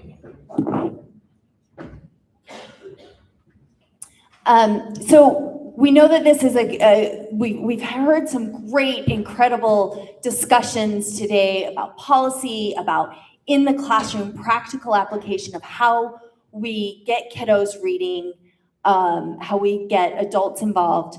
But this panel is about families and how do we get the families and the communities involved. So let's start off with this idea of home. We know that it has to start. We know that parents are their first, or the kids' first and most important teachers. How do we, and we heard some great ideas from these teachers, how do we make sure that we create an environment for children to be able to read? What matters most in that effort? And anybody can answer. They'll point to me like I'm the expert. First of all, I just want to say I've been in education for 45 years, but I can still kick. Just an important side note. I am so impressed with Mona Elementary and their family efforts, and I think that's been missing in public education for such a long time, that real strategic and authentic family engagement. But what we know, and that what we've heard today from research, it starts with things like love. You know, that 0 to 5 space. What we know about neurodevelopment is really about connection and love, talking, building that vocabulary, reading to and with, playing, and did I say talking? Like talking everywhere. So we actually had a program called 5 Before 5. It's still out there. You'll see it on KSL. You'll hear it on radio, on ads. And that was a joint effort with United Way and KSL and others that came together to create just simple messaging. And that translates across demographics. It can be grandparents, community members, parents, siblings, but that message is for all demographics, regardless of background. So just loving and playing and talking and getting that message out that literacy matters. I'll just talk about my own experience as another rural gal. We have that in common, love that. 2-room schoolhouse. My grandmother was my teacher, and we had one closet full of books, but we had the bookmobile, rural libraries. And boy, did I wait for that bookmobile. And even before I was a reader, seeing that come through our community was such an iconic moment. So we were readers, and my grandmother read to us. In fact, she died at the age of 103 with a book in her hands. Now, it was upside down, but it was a book, and she was a reader and modeled that. So I think 2 big things I would say is modeling by families. Governor, you're spot on. Get the phone out, get the book out. I took your challenge. I went off Twitter a long time ago, except to follow Mike Maurer, because his travels are awesome, and you learn about Utah from Mike Maurer. But I went off Twitter and other social media, but I picked up some novels. I picked up fiction and kind of strayed from academic reading. And I just think that modeling is so important. I've noticed just in my own behavior, I have a hard time with attention. You look at our little ones with attention. So getting away from technology and putting a book in their hands and reading to and with them, I think is really important. So all of those things I mentioned, talking, building their vocabulary, and modeling for kids, reading to them and with them. Yeah, Dr. Clarkson, talk a little bit about that psychology and what's going on with those kiddos at those earliest stages and ages, and how we can encourage parents to understand that. Well, as you think about the importance of home in early development, we can easily think about home reading. Like shared reading is number one thing we can do with young children. And yes, as part of the home reading, we can think about, well, how often you can read to, what the quality of the reading session look like, how much literatures and good books you can provide to children. But above most of all the things happening in the home, I think the number one thing we can really emphasize is what parents do with their kids, how parents engage and help young children. So others' engagement in reading with their children can be most number one thing and to emphasize. Think about finding a home and in a place. Maybe find a time to get together with the kid, holding a book together, sharing a book together on a comfy place. That's the kind of time, lovely time you can attach to and share your reading and literature. That actually connects between the parent and children, the family with the reading, and family with literacy. It's kind of a connected time. So I can emphasize enough about the importance of parent actually engagement in reading, and that should be the focus of all this home reading and early literacy development. I can definitely say that all the programs, the community, library, of the schools that support parent engagement is the ones we want to see as a shared vision across different organizations. Thank you. Tammy, I'm sure you've seen as kids and families come into the libraries across the county where you're involved, there's a lot of overwhelmed parents right now. There's a lot of people that just say, I just don't have this 15 minutes in my day to sit down and read to the kids. What would you say to that, and how do we help as a community kind of overcome that sense of overwhelm for parents? So go to the library. Yay. So it's like my happy place. So the library is fantastic. You pay your property tax, or your landlord pays your property tax, and now the library is free.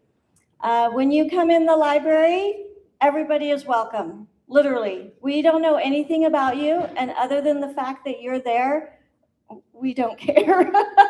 We don't know if you have fines. We don't know if you live in Utah. We don't know anything. We just want you there. And at the library, all the books are there. They're free. Oh, side note, let's not ban books. People need books, right? I saw a study the other day that said that the outcomes of banning books, and somebody said, well, it's been a great thing because those kids are doing just as well with, that when they're actually accessing those same books, so it's not a big deal. Yes, they can find anything, right? Also, if you don't want to read a book, you don't have to. We're big fans of that. If you don't want your child to read a book, also, they don't have to. Big fans of that. But then somebody else might need that book.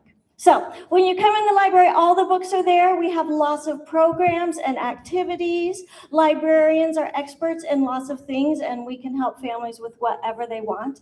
And libraries have lots of things that you can check out. At the Salt Lake County Library, you can check out a pasta maker. Maybe that helps you read. I don't know, you read a recipe. So libraries are awesome. Come to the library. And the load can be taken off of the parents. Anything that a parent is doing or a caregiver is doing counts. All reading counts. It's all fantastic. So libraries. Can I add one thing to Yes, the library? please. I had an interesting research study a few years ago working with a Salt Lake City Library. We tracked children for a year when in the community that there's a new public library going to open. So we were able to get their reading logs, number of books they read, types of book they read, and we can also have a parent survey about home literacy environments and their parent-child interests before and after public library open. And guess what? The research showed that after public library open, children's reading log gets longer. They have more or less of books. They read more. And when you look at the actual title of the book, it's not just simple decoders or the readers or the simple technical books. It's more about high quality literature, various genres, different levels. And we found that parents have more reading, they visit more library, children spend more time in the library after school during the weekends, fun together. We actually see that evidence that public library is a place that can open and provide access to children, and there's a place that normalize, literacy process normalized in the community. Nowadays, they think literacy is part of their life and they're part of everyday life in family. So I think there's definitely evidence about public library, and thank you for your comments about me. Dr. Dixon, we talk about libraries, such a great place for everyone to access books. There are, and I think my husband mentioned it earlier, that there are homes, many homes in this state, sadly, that don't have a single book. Talk about what it means to have access to books, how that shapes literacy, and what are some solutions to getting more access to books in the home. We talk about libraries, but there's probably more that we can look at in that aspect. Access is everything. You hear my story about the bookmobile and getting my little Nancy Drew in my hand. Access means everything to rural communities, to communities who don't have the resources. And that is one of the main reasons when you look at Senate Bill 127 that Senator Milner championed, sponsored, talked about, part of that was making sure that there was a free resource that books would be sent out to families. And there are companies who have stepped up and been willing to do that. There are also federal dollars that were used for books for a long time. You could walk into a school that was receiving federal Title I funds or federal Title III funds, and you would find very rich take-home libraries. They had invested in those resources. So there are ways to continue to push that out. One of the things I want to mention around access, though, especially in the 0 to 5 space, working with families who English may not be their primary language, letting them know how important it is to talk, play, read, all the things in their primary language at home, because the brain is still developing around those same language skills. So maybe they have books that are not written in English, but any kind of text and talking. I was also thinking about First Lady Cox, our rural experience, and you were an athlete, so you probably rode a few buses. My siblings rode, I think they were an hour each way to school. And I thought about, what if we plug into our cars all the time, we're listening to podcasts, we're listening to whatever to and from work, and maybe we should have read alouds books in buses. I'm thinking about the calming effect that might have on kiddos for bus drivers. And it's something that, just as I've been listening today, I thought, wow, we're pushing to have more efficient buses, gas-free buses, electric buses. We're doing a lot of things around economy, but what if we think about buses and literacy, what that might be like for some of our rural kiddos with language development? Now, I'm talking school-age children, but we have preschools where kids are on buses and transportation. So just thinking about, given the context and the community, how do we think about free books? Businesses are a great source. I know I'm taking too much time, but I want to talk about a community. This was pre-pandemic. I went to visit a community that the whole rural community was all in on literacy. And they had signs. Every business that you would go to in this little community had a sign saying, we're reading X, or if you buy this, here's a free book. So they had the Chamber of Commerce was not existing in this small community, but they'd all work together as business owners to promote literacy. They had an artist draw a beautiful, beautiful mural in a middle school where all of the teachers talked about their favorite books. Those books were labeled in the perimeter, so the frame of the photo, and then characters were painted out of each of those books. And it's still there today. It's a beautiful mural. If you went in any classroom, in any school, K-12, outside the teacher's door, it told you what book they were reading. Mrs. Dixon reading whatever.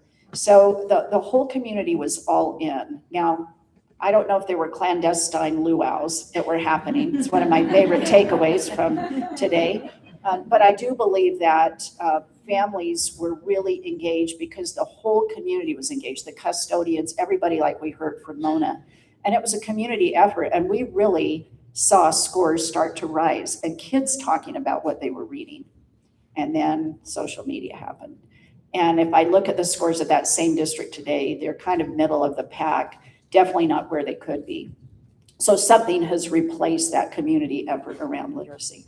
And I've seen that in rural communities all across the state. So when we get into urban and suburban, how do we economize that in a way that we take those same elements of community involvement? And that's where we have your efforts, the Garfs and the Ivories and the Randalls, and everybody who's leading in from a community perspective to think about, how do we contextualize in a community, meeting them where they're at and getting books into the hands of families? I love it. Dr. Claire Sun. We talked a little bit earlier about those early moments with especially moms, but dads too, parents, grandparents, feeding those babies, those very early moments. My background is in early childhood education, special education. So I think about that child development time, those critical moments when you're having that interaction. Those are like the earliest literacy moments. I mean, besides in utero when you can read to your child. But talk about how important that is, and then how we can make sure that parents have access to that information. I don't think parents set out to, look at screens with the intention of hurting their child. I just don't think there's a lot of education. So how do we, first of all, talk about what that means, and how do we get parents to understand how powerful that is? That's such a great and important question, and probably need long answers, right? But I agree with that importance of early experiences of parents, and early reading experience happens at birth. And of course, there are some parents, prospective parents, start to reading to their kids in But having this habit of reading to children can definitely have a moment in children's mind that, okay, this is a time I can interact with my parents. We are working together, we are sharing together, we understand together, talking together. Those shared moments are really powerful for children to develop the shared understanding about their life, their everyday interaction with the parents, how does the contents of the book can be related to their life, their thinking, developing their vocabulary, understanding, comprehension, and background analysis. These kind of developments definitely can occur during the preschool children or children in early childhood who start to learn to read, but also for infant and young toddlers, tiny babies. They may not understand the language completely, but they have a preference to the voice of parents. When they read, when the adults read to very young kids, they have a preference to listen and try to carefully attend to those voices, try to understand and observe all those language exposure there around it. So it's a really critical language experiences, communication experiences, and the learning experiences. It's not for the children who are very young or cannot read, but after for children get to school and get to be an independent reader, others can still read and share a book with other children. And this can create a moment for children to still connect with the parents, but also the others can still read complex text that may over the children's independent reading level, and so they are more likely to expose to complex story that may not be able to read, and they can share those understanding of the content and background knowledge with their parents. So this is really important for the early experiences of reading, talking, sharing, understanding, playing, singing, and every kinds of interactions that really matter for children. Thank you. I had, my own children, going through child development and my education. When I had my own children, I narrated their world to them so much, everything I did, changing diapers, I was telling them, we're talking through, and I narrated their world always. And then you get that baby girl who comes last, and she narrated her world right on back to me for the next 20 years. But I remember taking her to kindergarten and saying, I'm so sorry, she won't stop talking. But she's successful now, and she's been doing really well. Tammy, I want to talk about the trends. Again, with my own kids, I remember going to the library. It was just such a happy place. And it was a place as a mom where I could just take the kiddos. They got excited. Can I get this book? And I'm like, yes, get all the books. That's what's so exciting about it. You go to a store and you're like, no, you can't get that. You go to the library and you're like, yes, get them all. And then for me as a parent, it was so nice to be able to go to the library and have that story time where somebody else got to sit there and read, and I got a moment to sort of look around the library and find books that I wanted to check out. I wondered, I'm just, and I don't know the answer to this question, obviously, but have there been some trends? Are we seeing parents, a decrease in parents coming to libraries over time? Has it stayed steady? What are we seeing in terms of people accessing libraries now? Yes, so people still come to the library, still important. And we do story times. That's one thing that the library does really great. Those are focused for kids 5 and under. And we don't ask a toddler to sit for 30 minutes. That will never happen. So in libraries, we really have, for our early literacy, we have 5 principles: talk, sing, read, write, play. And so we try to incorporate all of those within a story time. We are seeing some change. I think more parents have both parents are working. So in libraries, we're exploring story times in the evenings, maybe we're exploring Saturday morning. So we're being just broader in our scope. We also actually do a Zoom story time. You wouldn't think that would work, but it totally does. So that if you're not able to leave your home, you can still come and do a story time. So reading is super important, but when you think of those little kids, the talking, sing, read, write, play, all equally as important.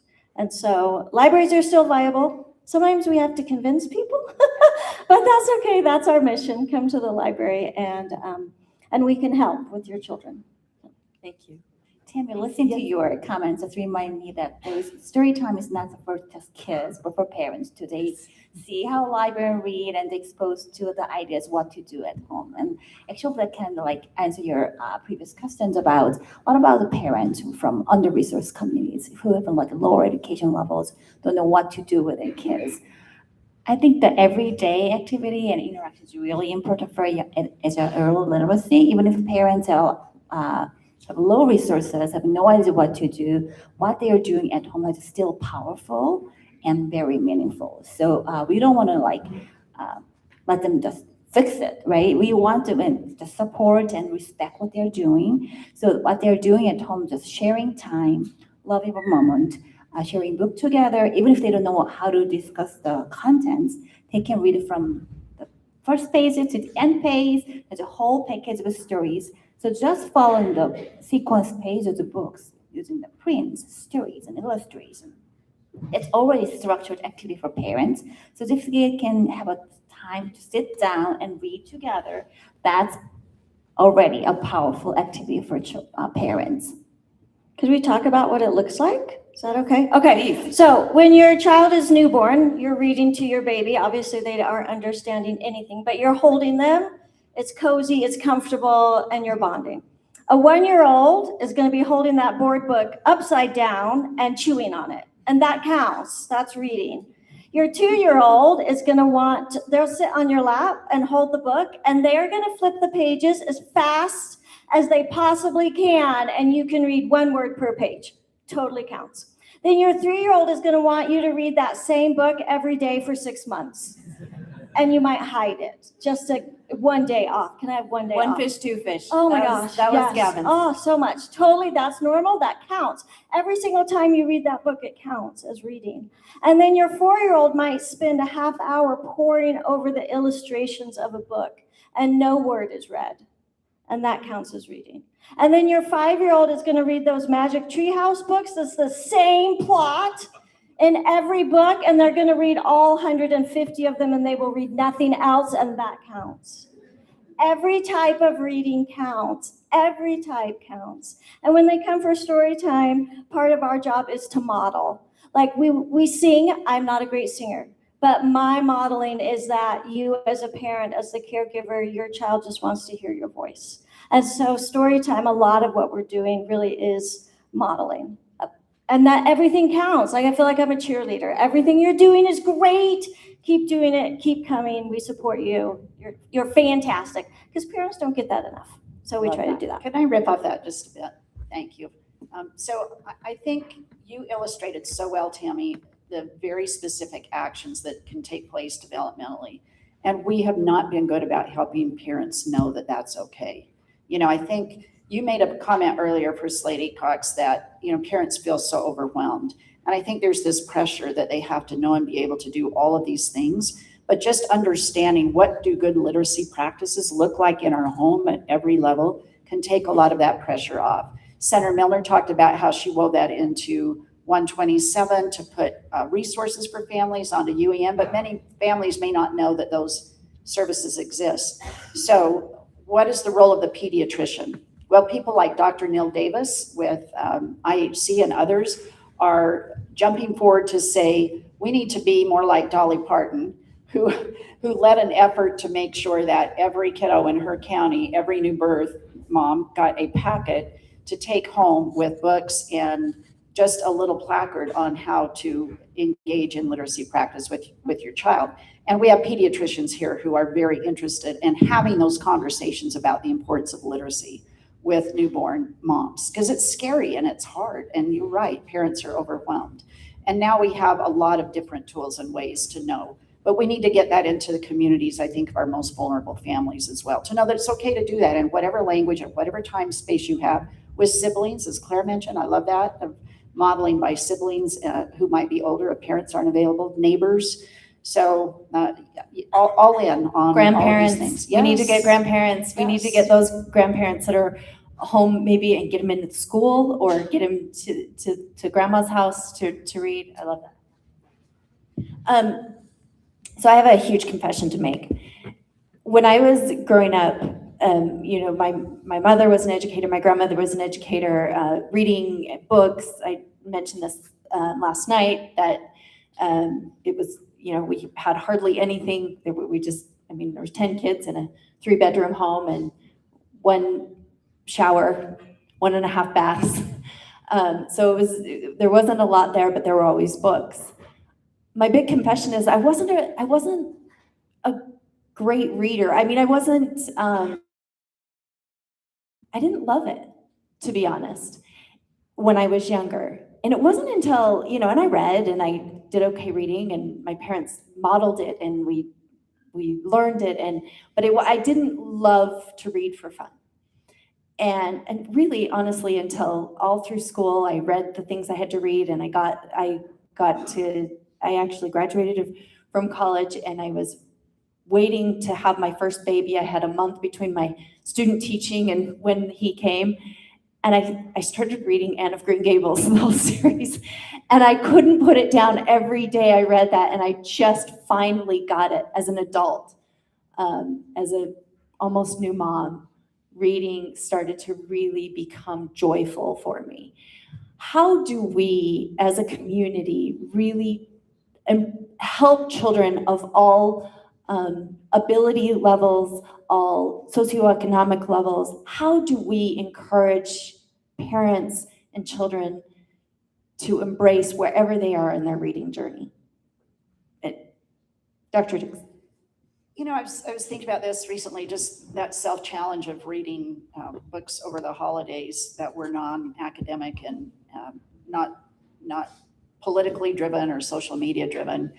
And I appreciated people that made recommendations and were talking about books. And I thought, that's what we've lost. You know, the water cooler talk used to be about a great book that you'd read, and we would share that a lot. And maybe it's just the boomer generation where we used to talk a lot about books. And now we talk about, did you see this on whatever, TikTok or whatever social media you're using. But I think that that's something that we could get back to. I appreciate there's some families in my neighborhood who talk about books delivering kids to and from. There are families who will read books together if it's an assigned book at school. And this is particularly helpful for middle school and high school. Claire, I think you mentioned this. So having those book talks when you're commuting, when you're dropping a kid off somewhere, making sure that schools are sharing book lists with families and vice versa so that you can talk about what you're reading. And writing, you know, when we stopped assessing writing, we saw it disappear in a lot of classrooms. And I've started carrying around my University of Utah plug, shout out, little notebook that I've started writing in. I cannot read my own handwriting anymore. And I have to have on glasses to read what I've written. But it really is because my thumbs are really active and the rest of my fingers are not. So I think writing, we know the neural connections that it makes. So more writing and talking about what we read. And we need to model that as adults. So I will tell you that I just read The Berry Pickers and thoroughly enjoyed it. Love that. And I know that our authors in here are thrilled to hear you talking about writing. And my husband has been writing a lot more in the recent months and realized that writing is thinking. And when you're trying to really articulate those things that you're learning through books, writing is so critical. So I love that you brought that up. In our last 5 minutes, I would love for each of you to maybe just take 1 minute or 2 minutes to talk about what do you think is the biggest challenge, and you know, what is the barriers and what can we do to overcome that barrier? Start with Tammy. So most of my work is focused on children 5 and under, obviously. So I think we start there, right? We start reading right from birth. Any reading counts. I'm just huge on that. Any reading counts. If you're reading on a magazine, on a phone, if you're listening to audiobooks, it all counts. Letting kids have choice and variety in what they read. So graphic novels are out there. They're kind of like comics if you've never read one before, and they are so popular. And if your kid wants to just read graphic novels for all of 4th grade, please let them. Just let them read what they That was want to read. definitely a phase of our boys, for sure. Yes, and it's okay if it's a phase. And if your 7th grader reads the same series, my son read Michael Vey series like 20 times, that's okay too. So I think any reading counts. The other thing I think is what if we had really good memories of reading as children, and then sometimes as we get older, it drops off. But that door is still open. We know how to read, we know critical thinking, we know comprehension, we learned all of that. And the door is open so we can come back to it anytime. The other thing I think is I wish every person said, I am a reader. Like, I don't care how much you read. But what if every adult thought of themselves as a reader? I think we would win. We would win everything. Because then you feel like you can go back and read anytime you want, and there's no shame and there's no guilt, and it doesn't matter if you haven't read a book for 5 years. If we all said, I'm a reader, oh my gosh. That's my wish. Love it. That's my dream. I think my take on message is like reading is such a complex process. We are all here to solve reading together, but it's not easy. We all need our efforts, time, money, and legislation, all those efforts in our own career to help children to read, but it's not easy. Given the complexity, and we would think, well, what about the way to help children? There's no one golden bullet to solve this problem. But if you think about the trajectory of reading development, if you are a young kid, if you identify yourself as a reader and think that reading is the one I like it, and I want to go back and I want to carry those habits throughout my life, they can be helping there as lifelong learners, comprehenders, and thinkers. So we think about early reading is really important, but the trajectory kind of like changes as they get to school. So when they get to school, they read because they love it, because they have to read it.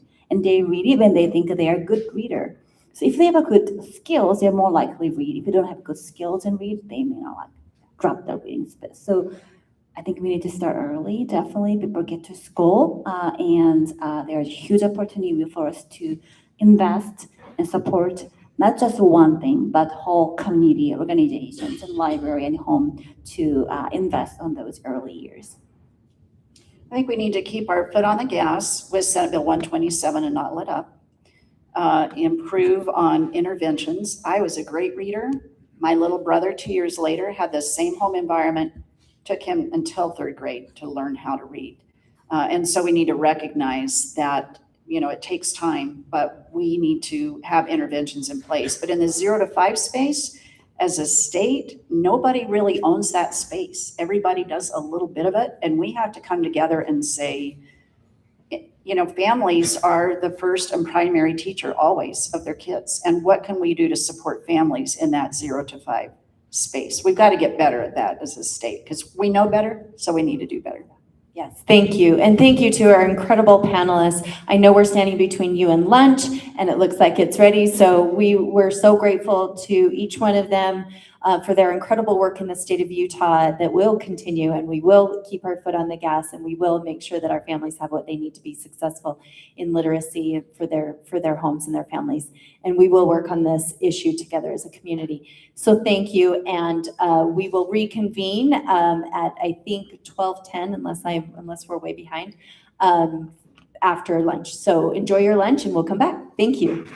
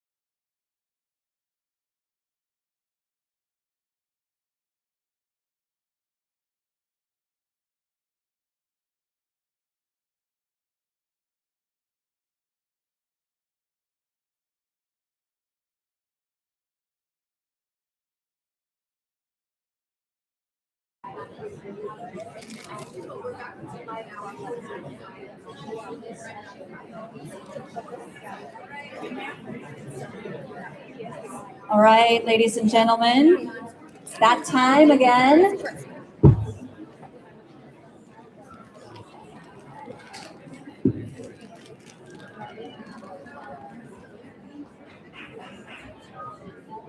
Thank you, Mike.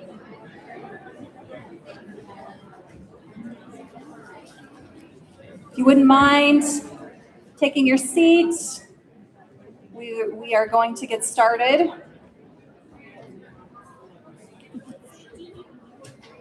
Hopefully everybody feels a little bit refreshed. Get your blood sugar back up a little bit. Thank you. Thank you. We are going to have our keynote speaker. I'm really excited about this, and all of you should be too. Carlos Lozada is a Pulitzer Prize winning writer. While currently with the New York Times, he also spent 17 years as the Washington Post nonfiction book critic and was managing editor of Foreign Policy magazine. He reads a lot of political biographies and Washington memoirs, which happens to be what I love to read also. Apparently many people think that's pretty boring, but Carlos is fine taking one for the team, and he'll read all of those books so that you don't have to. But you should read them, he says, because there's a lot to learn. Carlos is a self-described slow reader and most often goes through a book with pencil in hand 3 times before writing about it. And he likes to read a real book, a hard copy, not audiobooks. And I do want to point out too that he's a newbie to Utah. This is his very first trip to Utah. So let's please give him a good Utah welcome, and we'll welcome to the stage Carlos Lozada.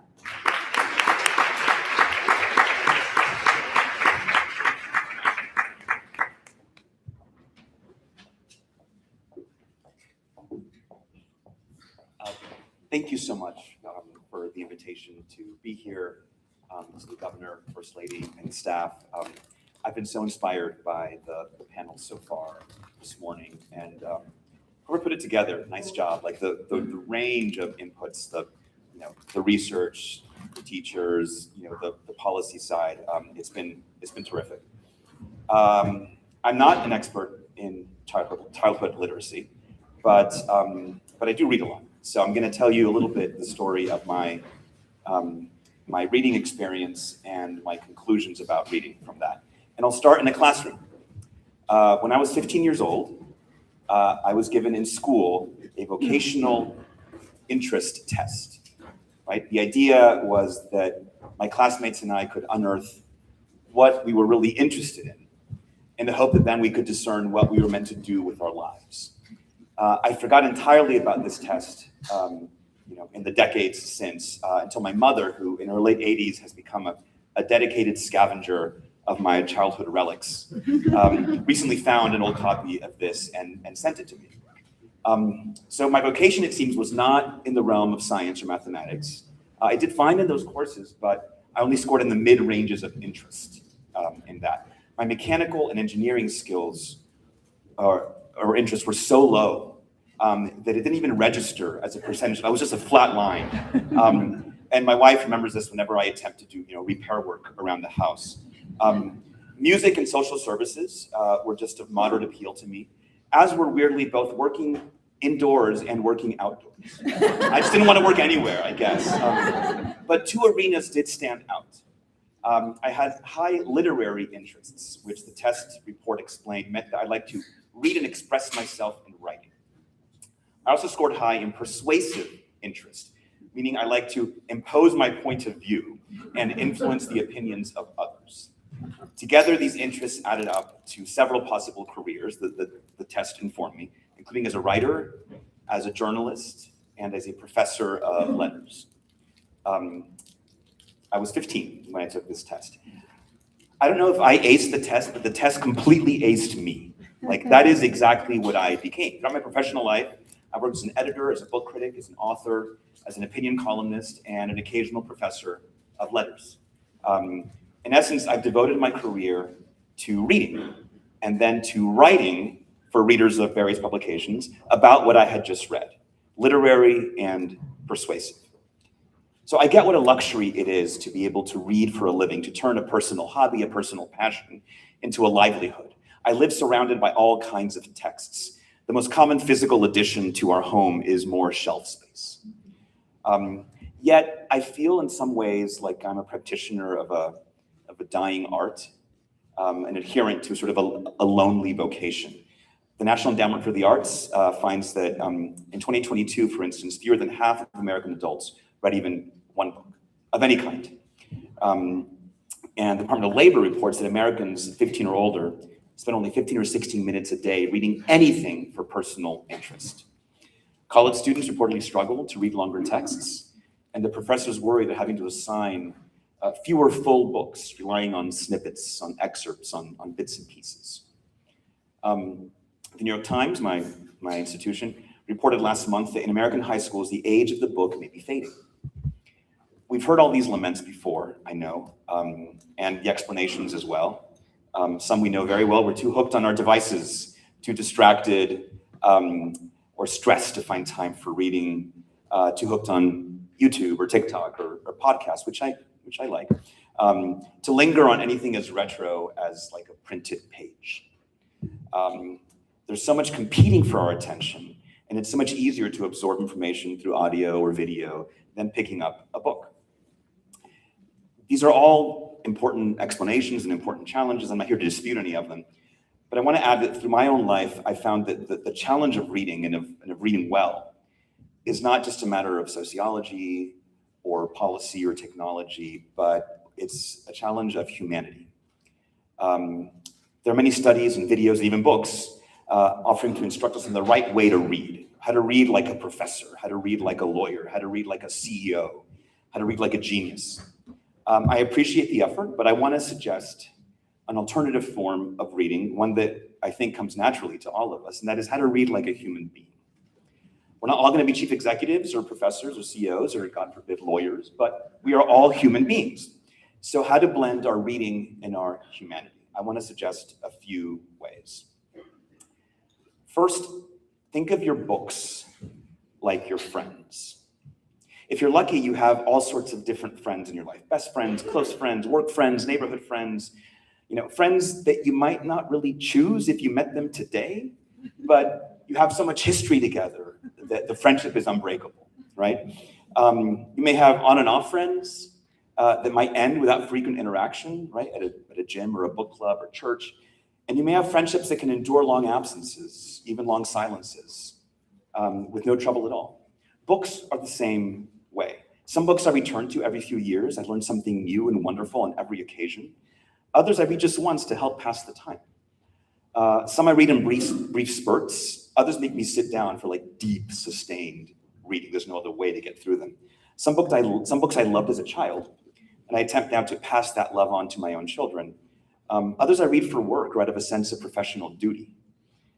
Sometimes I build an intense bond with one book or one series of books.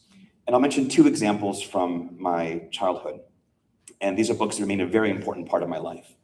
One is Louise Fitzhugh's unforgettable Harriet the Spy. Another is the delightful Great Brain series by J.D. Fitzgerald, which of course is set right here in Utah. I know. Supposedly based on the town of Adenville is, I think, based on Price, Utah. I still hang out with Harriet and Old Golly and Janie and Sport from Harriet the Spy.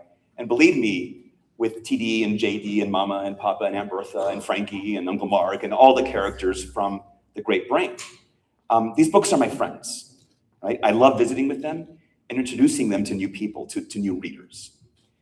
I also tend to dive into several books at once. Thanks to by the way, the Great Brain books were like my only introduction to Utah. Like that is all I know of and so I think I've really improved since getting here yesterday. I tend to dive into several books at once, thanks to my job, my interests, my kids, my forced labor on a literary prize jury. I usually have 3 or 4 books going at any given time. This means that no matter my mood, no matter the daily challenges of my life, at least one of my books, like one of my friends, is going to be there for me when I need it. And the thing about friends is that they thrive in community. Virginia Woolf wrote that books are always overflowing their boundaries, always breeding new species from unexpected matches among themselves.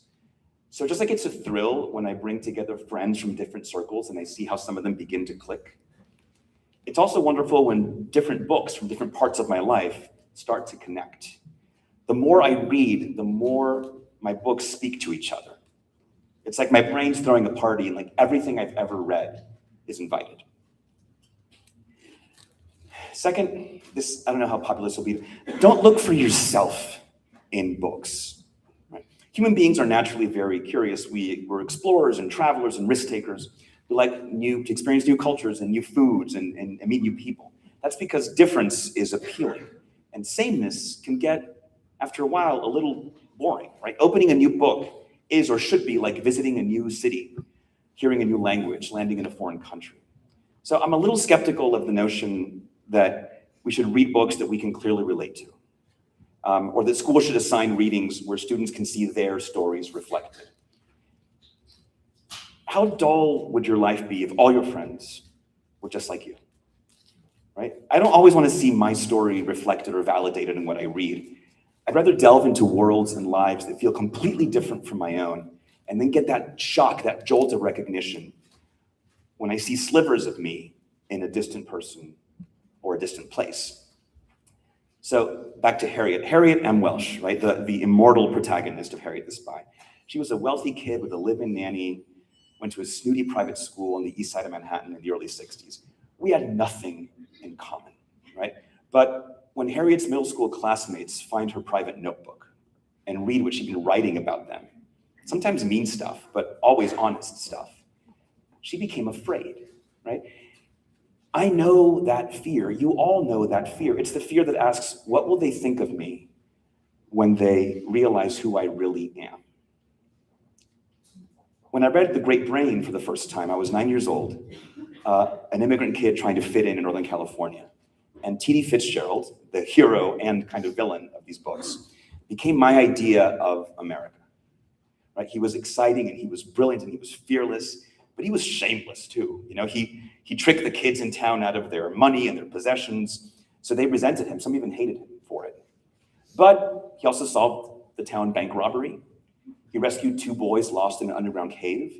He organized a funeral procession for Old Butch, which is the dearest stray dog in the town of Adenville. So they loved him. And over time, for me, TD came to embody so much about the United States. Its self-serving impulses, but also its nobler aspirations. And when we can feel our own fears and glimpse our own joys and recognize our hopes in the lives of others who seem entirely unlike us, I think we're touching something universal. We're reading like humans. Third, you should fight over books, or even better, fight with your books. Human beings are contentious. We compete, we argue. So let's be open to books that fight with us, that challenge what we think we know about the world and what we like to think about ourselves. A colleague of mine has gone so far as to say we should read books we hate, meaning authors we don't like, topics or styles we'd rather avoid, because reading what we hate helps us determine and refine what we value. Don't just toss a book aside if it seems to contradict your gut instincts. Keep reading and try to figure out, what about this book bothers me, right? Why? Wrestle with those demons. You might pin them down, or you might discover they're actually angels. Speaking of wrestling with demons, in The Great Brain, book 1, the town bully, Sammy Leeds, is beating up on Basil Kokovinis, a Greek immigrant boy, the first genuine Greek immigrant boy we had in town, and he's a kid who no one except the Fitzgerald boys attempt to befriend. They don't understand why Basil doesn't stand up for himself, why he won't fight back in a fist fight, until they realize he was actually a very talented wrestler. The boys in Greece are taught to wrestle before they're taught to box, for instance. Suddenly, Basil was able to take care of himself against the bully by pinning him to the ground. He wanted to be a 100% American boy, is what his dad was trying to make him into. But the way he found to defend himself, to stand up for himself, was by being true to his roots and to himself. And this is part of why I think we should fight with our books. Grappling with difficult books is how you come to understand what you believe, why you believe it, and whether the person you think you are is in fact who you really are, or who you really want to be. In Harriet the Spy, when Harriet's friends seem to abandon her, and her parents have no idea how to deal with her, Harriet's beloved former nanny, Olgali, bucks her up, and she tells her, life is a struggle, and a good spy gets in there and fights. The more you fight with your books, the more your books will be there for you later fighting on your side. Fourth, don't just read books, reread books.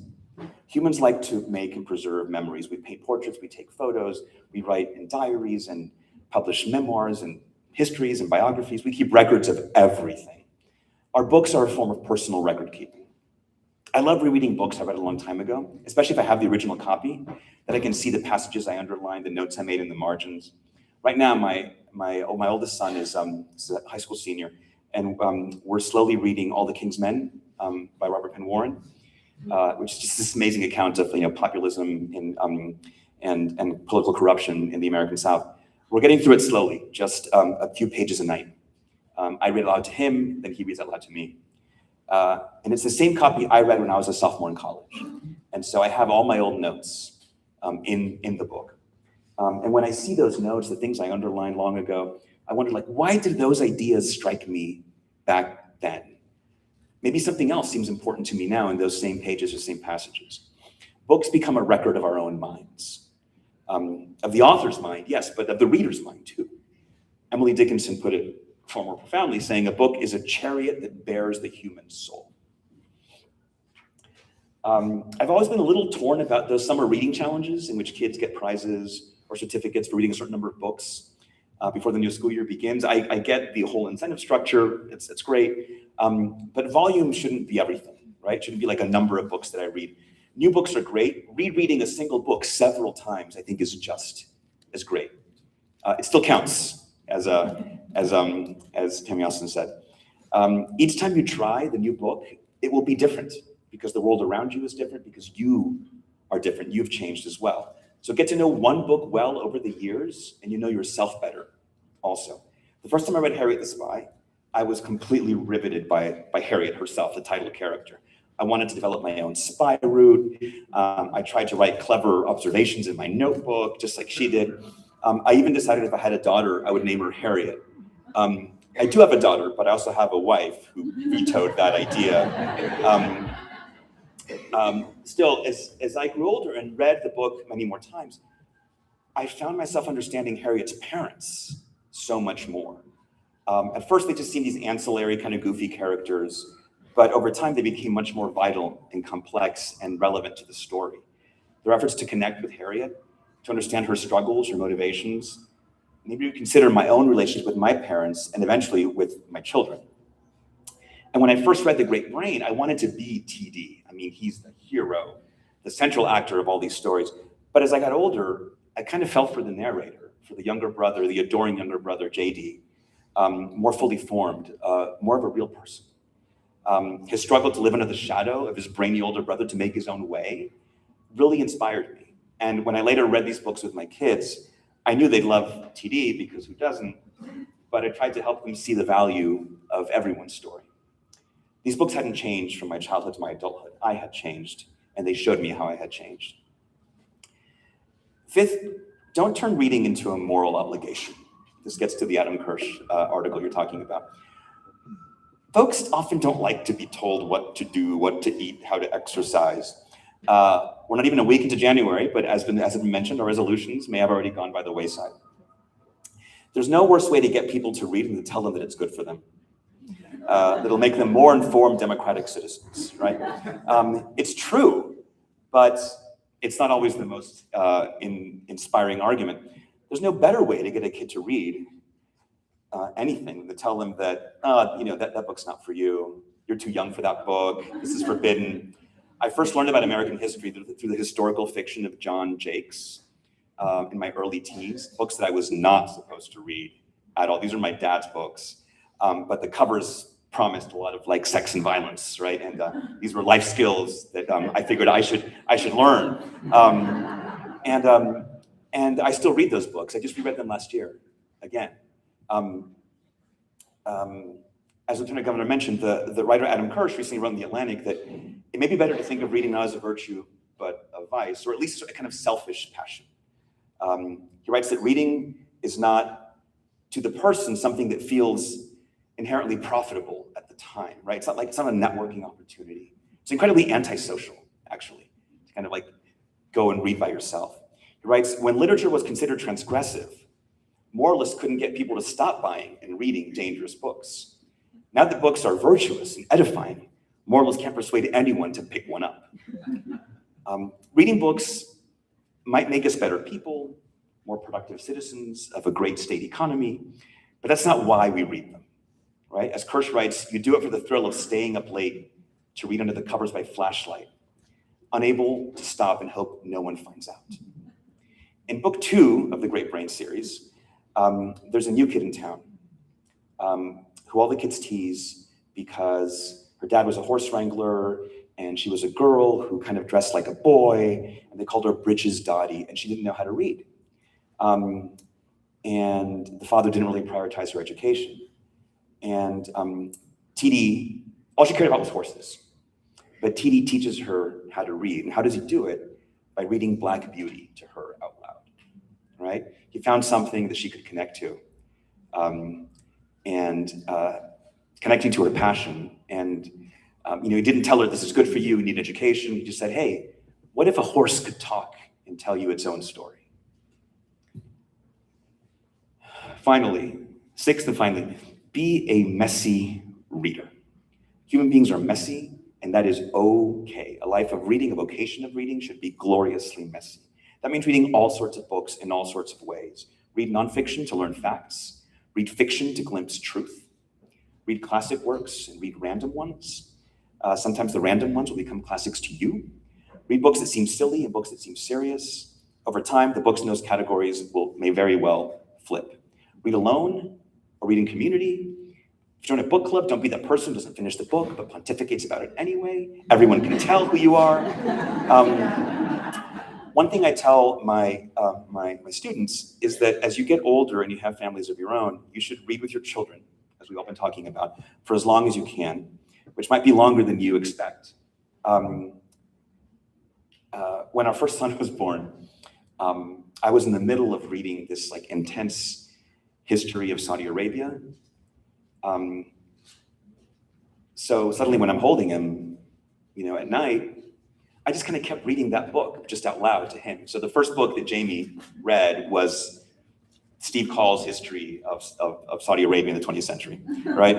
I don't think I damaged him, and I just kind of kept reading what I was reading, trusting that it wouldn't make a difference because everything counts. In recent years, my kids and I have sat together with my wife as well, and to read and talk about The Adventures of Huckleberry Finn. Also James by Percival Everett. We tried to read those two together so they could talk about that. We read The Picture of Dorian Gray by Oscar Wilde, and my oldest son was Dorian Gray for Halloween. We read Agatha Christie murder mysteries because they're awesome. The Secret Adversary, Murder on the Orient Express. And of course, The Great Brain and Harriet the Spy, plus the lesser known sequel to Harriet the Spy, which is The Long Secret, which is beautiful. It's a wonderful book. It takes place in the summer right after the events of Harriet the Spy. We read at the dinner table. We read on road trips. We read on family vacations. Any moment that we can sneak it in, we read together. And that reading time makes up some of my most treasured family memories, right? Create good memories of reading, as we were told. And I hope, I don't know, that someday those will be also great memories for my own children. Now, some folks say that if a new book doesn't excite you in the first chapter or so, you should just stop and pick up a new one. That life's too short to stick with a book that doesn't grab you, right? I could not disagree more. Life is too short to not read those books. We all have people in our lives who, when we first met them, they may have seemed awkward to us or off-putting or not a good fit for a friendship, but now they're completely dear to us. Books are the same way. That's because our views and our tastes and our ideas are never as set as we think they are. They're still very messy, which is another way of saying that we are still open to possibilities. We're still up for grabs. Don't just give books the benefit of the doubt. Give them the benefit of your doubts, of your uncertainties, of your own process of self-creation, right? We don't read to reaffirm who we are, but to discover whatever it is that we're becoming. That's why banning books, I think, is so insidious. It doesn't, forget the politics of it. It doesn't protect our minds, it flattens them, right? It feeds certainty and it starves imagination. And it stops that process of self-discovery. The more we reject ideas we don't like, the more we'll reject any new ideas at all, right? With that mindset, books you disagree with are dangerous, and books you do agree with are redundant. So why read anything? One of my favorite moments in Harriet the Spy takes place when Harriet is rehearsing for the 6th grade pageant. All the kids are assigned to play the different parts of a Christmas dinner, and Harriet is supposed to be an onion. And she instinctively hates the role. She's very upset that she was cast as an onion. And she threatens to quit the pageant. And a friend, Sport, whispers to her, "You can't quit. This is school." So feeling defeated, Harriet begins to practice at home. I'm going to read a little passage for you. Harriet tried to feel like an onion. She found herself screwing her arms up tight, wrapping her arms around her body, then buckling her knees and rolling to the ground. Harriet rolled round and round the room. Soon her father joined in the rolling session, while the amused mother watches on. It wasn't bad at all, Harriet thought, this being an onion. Then Harriet grabs her pen and a notebook and asks herself, I wonder what it would be like to be a table or a chair or a bathtub or another person. To me, that passage captures the essence of the book and the experience of reading. Through Harriet the Spy, Harriet learns to see the world through the eyes of her offended friends and classmates. And she resolves to stay true to herself, even as she knows she's becoming someone new. Reading doesn't have to be a professional vocation or a moral duty. It can be a habit, an occasional pastime, a daily joy, a constant exercise in self-discovery, no matter whether you think you're literary or persuasive. And if your reading ever leads you to wonder, like it did for Harriet, what it would be like to be another person, then you're doing it right. You're reading like a human being. Thank you so much.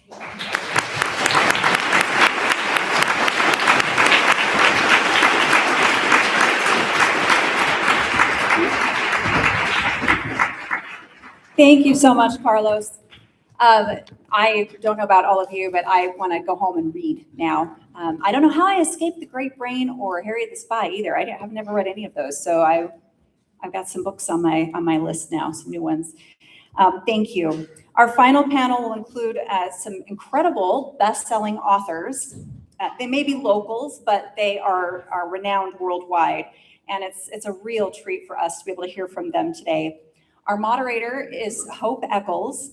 She's been actively involved in the community for many, many years, focusing on education and educational reform. Hope is a former member of the University of Utah Board of Trustees, and she's served as Deputy Director for Higher Education. She currently serves as a member of the University of Utah Hospital Board of Directors and is involved with several Eccles family foundations and businesses. Hope received her bachelor's degree from Stanford, a JD from the University of Utah, and her MBA from Columbia. And as you may have figured out, Hope believes in the transformative nature of education, and we're very honored to have her with us here today. I want to welcome Hope Eccles to the stage.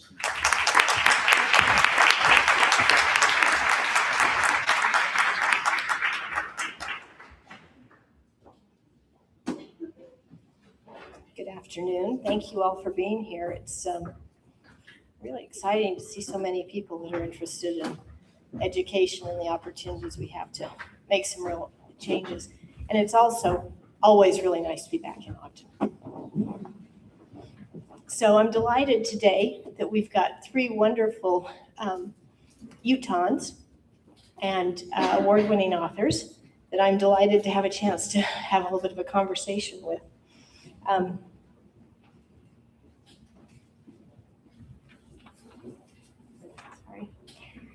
So I'll start first with Ali Condi. She writes a wide range of books, from picture books to an international best-selling book series called the Matchbook Trilogy, or excuse me, the Match Trilogy. Can't read my handwriting either. A former English teacher, she's currently teaching at BYU, and today is the first day of school down there, so thank you. She's also the founder of a nonprofit called Right Out Foundation. So we're delighted to have you here. I failed to mention as I started, all three of these have books that have been #1 on the New York Times best-selling list. So we are indeed fortunate, and all three of them are Utahns. So second, we have Brandon Mull. He's the author of more than 20 novels, including the Fablehaven series, which my kids all loved. His books have sold worldwide and translated into more than 30 languages. He has an eclectic background that I enjoyed reading about, having worked as a comedian, a file clerk, a patio installer, and a chicken stacker. You may inquire into that afterwards.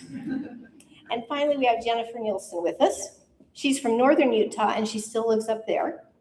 She finds inspiration in history and in her writing for middle school readers, such as the Ascendancy series. She's also the founder of the Book Drop program, which provides free books to Title I schools. So as I thought as an opening, as we talk about reading and as an opportunity to get to know you all, tell us a little bit about what you're reading now. What's inspiring you? What are the authors or the books that you're excited about? Everybody looked at me, so I guess I'll go first. So there's two things. The first is I teach at BYU, which is the gift of a lifetime. And there's a poet there named Lance Larson, who's a professor there. He's been there for a long time. And he always says the authors that inspire him are his students. And I thought, that's nice, Lance. You're such a nice guy. But it's totally true. Everything I read that they generate, that they come up with, it's so bright and interesting and fun. So they inspire me. And then I'm also reading The Correspondent like everyone else in the world and loving that very much. There's two for me. I just finished Impossible Creatures by Catherine Rundell. I believe it should be right up there with the next Harry Potter. I loved it that much. I was a huge fan of The Great Brain. My librarian finally told me I couldn't check it out anymore, and I did anyway. But I also like the rest of the world. I am reading The Unwedding. That is the next one on my list by Ali Condi. And I'm right now getting caught up on something called Six of Crows. So I'm just starting that. And I like books by Sanderson, that guy, Brandon Sanderson. And I also like The Great Brain. My uncle got me into The Great Brain. Yeah, so that's, yeah. I guess we're all like endorsing The Great Brain. Go out and get that one. Thank you so much. And we're hoping that this is going to be more of a conversation amongst you all. So as a sort of a starter on that, I'm curious, how did you discover reading? How did you find your love of reading? What's kind of your earliest memory of reading? For me, I'm a good model of the reluctant reader. When I was a little kid, if my parents would read a picture book to me, that was cool. I liked that. But then when it came time to read a thick book, I was like, nah, I'd probably rather ride my bike or something. it was intimidating to me to plunge into that sea of words. What I like to do is I like to daydream. I like to make up stories in my head. And what I had not yet realized was inside of those books full of text were lots of cool ideas that I could add to my daydreams. And I just had never done that. And then someone gave me The Lion, the Witch, and the Wardrobe. And when I read The Lion, the Witch, and the Wardrobe, the light went on. It was the book that made me go, oh, I see what happens. You read this and a movie happens in your mind. And the movie has stuff that you never thought of, even though you thought you had a really good imagination. And now you can go play in Narnia in your daydreams. And so for me, it was like I needed that right gateway book. For me, that was Narnia. So my brother was a year older than me, so he got to go to kindergarten a year before I did. When I was in school at Valley View Elementary, Bountiful, Utah, yeah, some cheers, yay. It wasn't the time to learn to read, it was the time to learn your ABCs. But my brother would go to school every day afterward. He would sit down and do his homework. So every day after school, I would sit down beside my brother and do his homework. And so as he was learning to read, I was learning to read. But I wasn't the best reader. I wasn't, there were certainly people ahead of me. But in 3rd grade, I had a teacher, Mrs. Behunnen. And one day I walked into school, and around the top of the wall, she had put these train tracks. And every one of us had a little train car with our name on it. And she said, every time you read a book, I'll move your train car forward. And so I wasn't the best reader, but I was a competitive kid. And the thing is, the prize was so stupid. It was like this 3-inch tall ceramic lion. What does that have to do with the train tracks? Like, I think she was going to give it away to DI, and she thought, oh, I'll just give it to a kid, right? And I wanted that. And so I'd watch every day, and I'd see if somebody ahead of me had read a book. And if so, I had to go home and read a book. 2 things happened at the end of that contest. The first is I fell in love with books forever. And I have everything to thank Mrs. Behunnen for. The second thing that happened, I won the Lion. And this sits right on my desk where I write every day. This is my reminder that books changed my stars. That's awesome. At my school, it was like, if you sell enough candy bars, we'll give you a lion. Go bug your neighbors. I know, I'm like, I mean, we got pizza though. Book It was around when we were younger, so that was a great program. I didn't know you could get pizza. I'm sorry. He's great. The pizza's gone. So I was really fortunate, and I know my background is education. That's what I was trained as and what I'm now doing again, apparently. So I know how fortunate it is that I have what I'm about to say, but I had parents who were readers, and all of our students do not have that. But what they might have, and what we can give them, is an adult in their life who loves reading. And they always say, it's good to see your parent caught up in a book. And my parents were like that. They were really fun and great, and they had several options of things we could do in the evening. I grew up in Cedar City, pre-2 high schools, pre-Walmart. So it was a different time. We had one stoplight. And my parents would do things to entertain us on the weekends. So there were a few options. There was Copacabana Club. I always say it wrong. Where my dad pretended to be a nightclub pianist and we made requests. And then there was something else that I'm forgetting. There was hiking, and then there was reading party. And reading party meant you got to go to the gas station with my dad, pick out your favorite snack, and then read with him in the evening. And so that was pretty great. So we picked reading party a lot. And I think that's such a lucky thing to have had, and I'm constantly trying to think about how do we give that to other kids, because people are on their phones all the time, and I'm not trying to derail this with that, but it's a tricky thing when you don't see people reading to want to read yourself. Thanks so much, and that's a perfect lead-in. As you're writing for youngsters, we've been talking a lot about social media, the impact it's had on reading, the impact it's having on their lives. What are you finding as you are determining what to write? What do readers want? Do you have to respond to the video games and the social media and the whatever else, Candy Crush? Jennifer, it's your turn to start. It is my turn to start. There's studies, you know the studies about what social media, the addiction it forms, the dopamine hits. It provides the short term, like the short reels, what that does to young people's brains.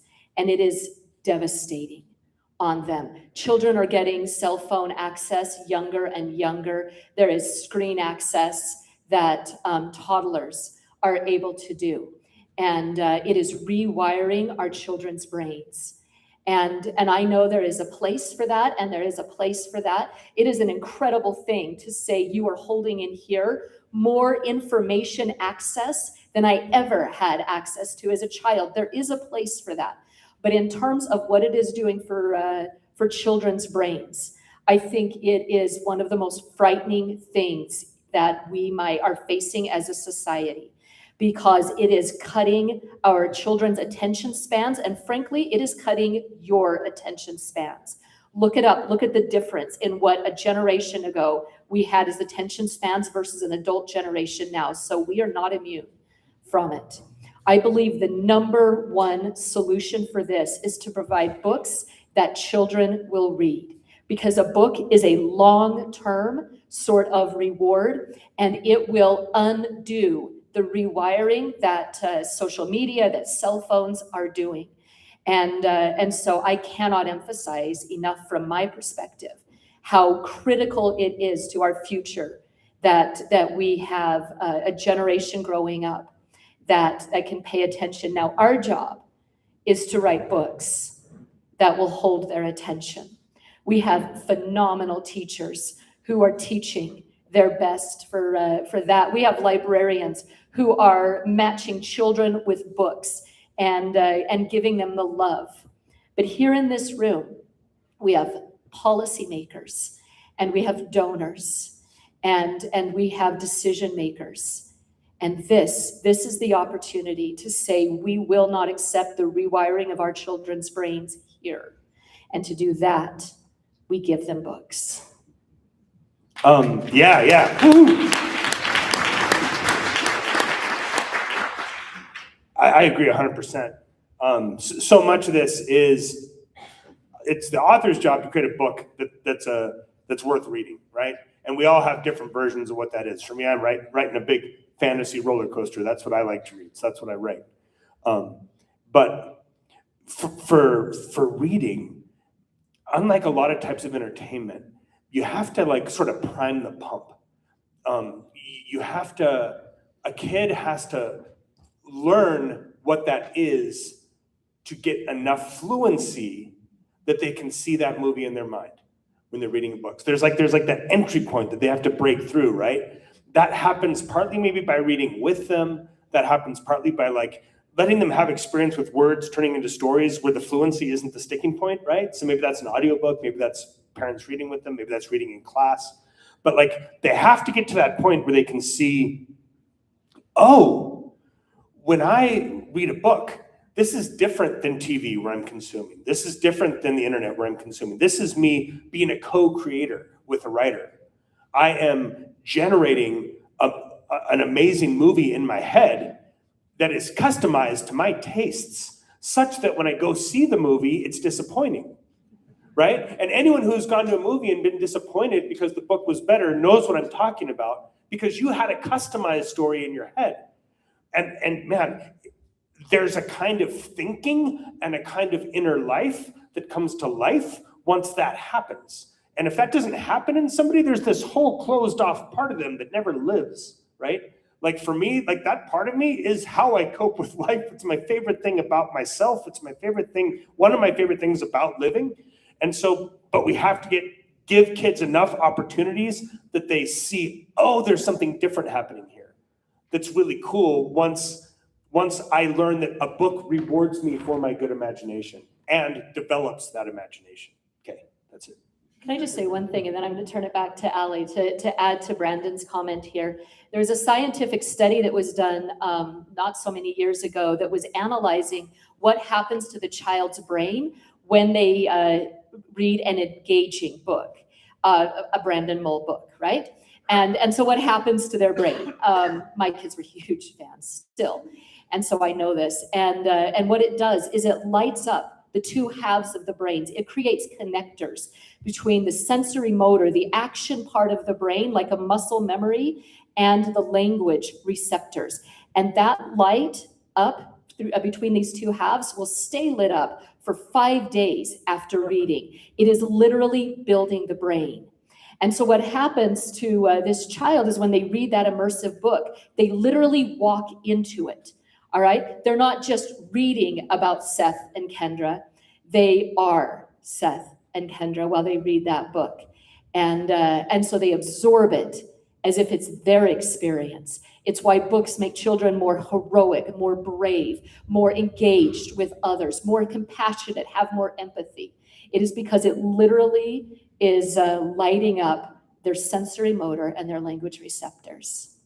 Now to Ellie. This has been so good. I completely agree. And I feel like it's a weird place to be. Is my job to compete with everything your child can do on their phone? Is my job to compete with reels and with all these other things? And I've kind of taken the stance now that that is not my job. That's consumption. That's a whole different medium. Maybe this is the lazy way out, but my job is to create what these guys are talking about, a story that you can enter and do the work of co-creating with me. I want to invite you in with things that are interesting to you. I want to invite you in with things that matter to you. But I am not a reel, and this story is not going to be over in 25 seconds. It's going to be something that you get to live in for a minute, because that's what is doing the work that our brains need to be done. I'm not a content creator. There's plenty of people out there doing that much better than I could ever do. So the content I'm creating is long form. It's an invitation. It's different. Mr. Lozada, am I saying your name right? I really loved what you said about book banning and reading books. And I think it's really true. Like, it's scary to read a book about someone who's different from you. It's especially when you're a kid, except often as a kid, you kind of want that, like the sex and violence, like you said, like those are life skills I need. I loved that comment, but you want to reach out to people that are different at some point in your life, I hope. And the scarier thing to me, and the scary thing to me to also as a child was, what if you only know you? Like, what if you never know anyone different from you? How is that going to equip you to be in the world? How is that going to give you empathy? How is that help you be a parent to raise a child who, great news, not you, not tiny you walking around all the time? And so I feel like that is another thing that I'm kind of pushing back against a little, not in a sense, but like with the book banning, it's also people coming to book club who never read the book, but pontificating on it, right? Like, maybe step in some different shoes, maybe reach out a little bit, maybe see what's on there. I actually don't know about you, Brandon, but Jen and I get banned sometimes. And it's a little surprising because usually they haven't read the story or they don't know what's in there. So that's tricky. But I do also think our librarians are being defunded at an insane rate across the country. We do not have librarians in most schools anymore. That is not only like our public libraries, our school libraries are also a safe place for people to go. That's where kids can go to find stories who don't have books at home, and they can feel cozy, and there's a librarian who knows them and wants to give them a book that they might like. And they are not there to be like, oh, I'm super excited that my agenda just walked into the room and now I'll give this kid this book that I've written. No, they are trying to connect with your child and give them something that they will love and that will make that child feel more at home. So I'm really excited to be in a room with people who can actually affect change, who have influence, because I think that's something that we're losing. Like our public libraries too, that's where people go who can't go other places to access the internet to connect with the world. And so if we think about that on a scale for our kids, that's so important too. Hey, because you mentioned go. Because you mentioned librarians, I gotta mention this. So I've done an informal primary research study over the last 20 years by visiting thousands of schools, right? It's what I do to market my books. And also to help literacy, right? It really is like you're trying to do something good with your job. It can be both, right? Yeah, it's kind of, I try to make it both. And so, but here's the thing, I do this huge spectrum of schools, right? Thousands is not an exaggeration. And that's from a couple months ago, I was at the International School of Beijing, one of the most expensive private schools in the world. Or I'll go to the country day schools, some of the most expensive private schools in our country. And then you also go to like Title I schools, and I've gone to juvenile detention centers, and I've like the whole spectrum, right? And normal suburban schools, or normal being average or whatever, right? And here's what I've noticed. The principal more or less creates a culture for the school. The librarian more or less creates the reading culture of the school. And you can go into a Title I school with a dynamic librarian, and there's this fantastic reading culture where kids are reading for fun. And you can go into a nicer school, and if the librarian is not engaged or not present, it has a very different reading culture. If we want kids to read for fun, I think if you had to pick one thing, if I was going to say, like, what's one like rubric to change, or like what's one goal to hit? If kids walked out of elementary school reading for fun, you win. That's it. Like, I did good at my SATs and my ACTs, not because I paid attention in school. I hated school, but I like to read. I hated the structure of school. It just didn't work for me. I was a square peg in a round hole, right? But I like to read, and because I like to read, that opened up everything, right? And so, like, I mean, if whatever that looks like, if it's readathons or having librarians there promoting a reading culture or whatever, like, if kids read for fun, we win. Like they will be much better, more empathetic, responsible citizens. We'll have a democratic republic that can function. If we don't have readers, we will have a democratic republic that goes down the toilet. We really will. I mean, it's like urgently important. It's like I would cut roads before I cut librarians. Like it's like anyone thinking differently doesn't know how civilization evolves, right? Like, I promise. Like, yeah. Anyways, that's all. I have to echo, if I may, with school librarians. Grew up in Bountiful. I'm a daughter of a single mom. And my mom worked the night shift so that we had a roof over our head. She worked the day shift so that we had food. I have no idea to this day when she slept. But my mom believed in books.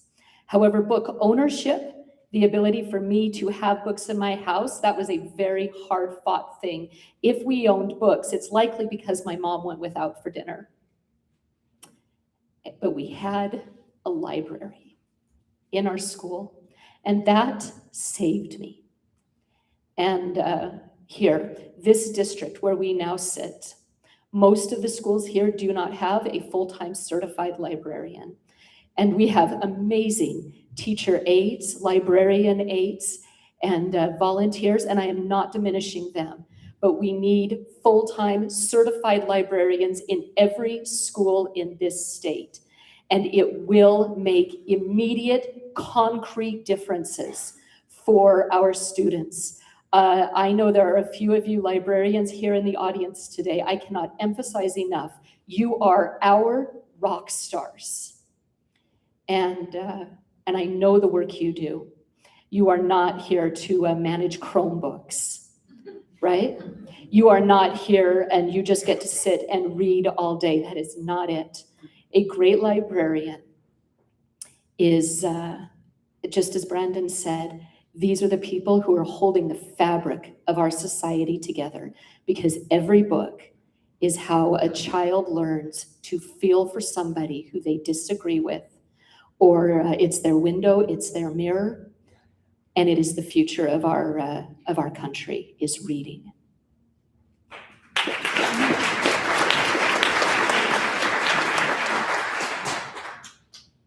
So I'm curious, we're talking about literacy here today, and we've heard some sobering statistics.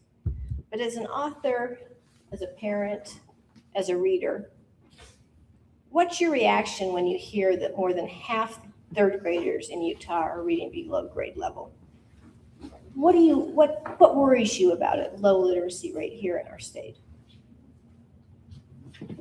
Well, look, Jennifer Nielsen just said that a book can be a mirror and a book can be a window. And that's a thought worth elaborating on. And it's part of the problem with the kid that isn't reading. Because when you read a book is like a mirror, because you see little pieces of yourself in the story sometimes. You see a thought and you go, oh, someone else has had that thought. Or when it's even better, they name a thought that you've had, but you hadn't really named it to yourself yet. And so you're able to now name it and make sense of it and say, oh, I'm not alone in this, right? In this way, sometimes books help us see ourselves, and we come to recognize we're a little less alone than we thought, that there's other people with similar feelings. Also, it's a window. It's a window into how other people feel, even if it's stuff we can't relate to directly, right? Like sometimes you'll read in a book something, you'll go, oh, I never thought of that, or I never thought you could experience life that way, but for this person, that's how they experience life. And guess what? You are now more empathetic, and your mind has grown a little bit. Even if you don't agree, you see a new viewpoint, right? Which you were making that point as well. But like that idea of a kid not having those experiences is a smaller existence. It's a smaller, more boxed in existence. And so like I just worry about those rates because it's not just cute. It's not just like a fun thing. It's also how we acquire everything. Almost everything we acquire in one form or another is going to come through that fluency of reading, right? And so like if you learn to read for fun, you also learn to read important things. Okay. Yeah, Brandon, I love that, the way you said that, and that you described the window and the mirror a little. That's such a great analogy. I remember doing an event in New York City, and it was a panel of other authors, and someone at the back stood up and raised their hand, and you know how sometimes you can tell this person is not happy with us?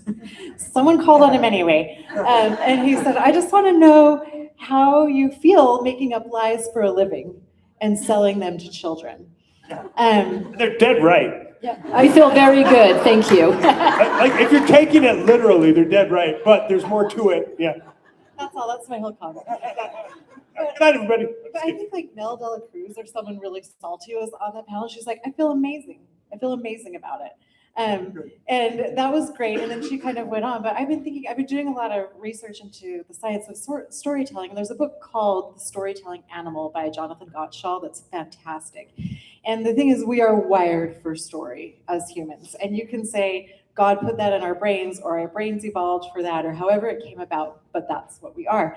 And so if we're not getting story in the sense of we're being asked to co-create it with someone, or we're not spending time in a long, big story that teaches us how to critically think, that teaches us how to see other people different from us, that teaches us how to feel, I actually don't love this, I am making a choice to not engage in this on my own terms, or I love this, I'm going to explore this further. If we're not doing that sort of, again, long form co-creator storytelling, we are doing bite-sized toxic storytelling.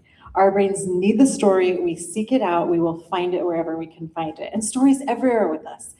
Who else can watch 8 hours of the Olympics straight? Because I am into every single story about the person I never knew prior and now feel profoundly invested in. To the point that and also I remember crying back when I was still married after the first Rey, I always forget the name, Star Wars, when, spoiler alert, Han Solo dies. I cried for a week. And my ex, this is probably why I'm divorced, but he was like, Han Solo is not real. And I thought, but he super is. I grew up with him. I love him. And so a lot of us imprinted on Harrison Ford when we were younger. It's a real thing. It's fine. But yeah, like if we're not doing that, we're going to look out these other stories, and we are going to have other people telling our kids stories. And I realize I sound very paranoid. I'm not. I think most people are good. I think the world is largely a place where people want to do the right thing. But we want our kids. Brandon, are you agreeing or disagreeing? Yeah, sometimes. But yeah, like in this room, yeah. Yeah, but our brains want story. They crave it. And it's so much better if we can be participants in story, if we can tell our own stories, if we can understand the stories of others instead of just consume.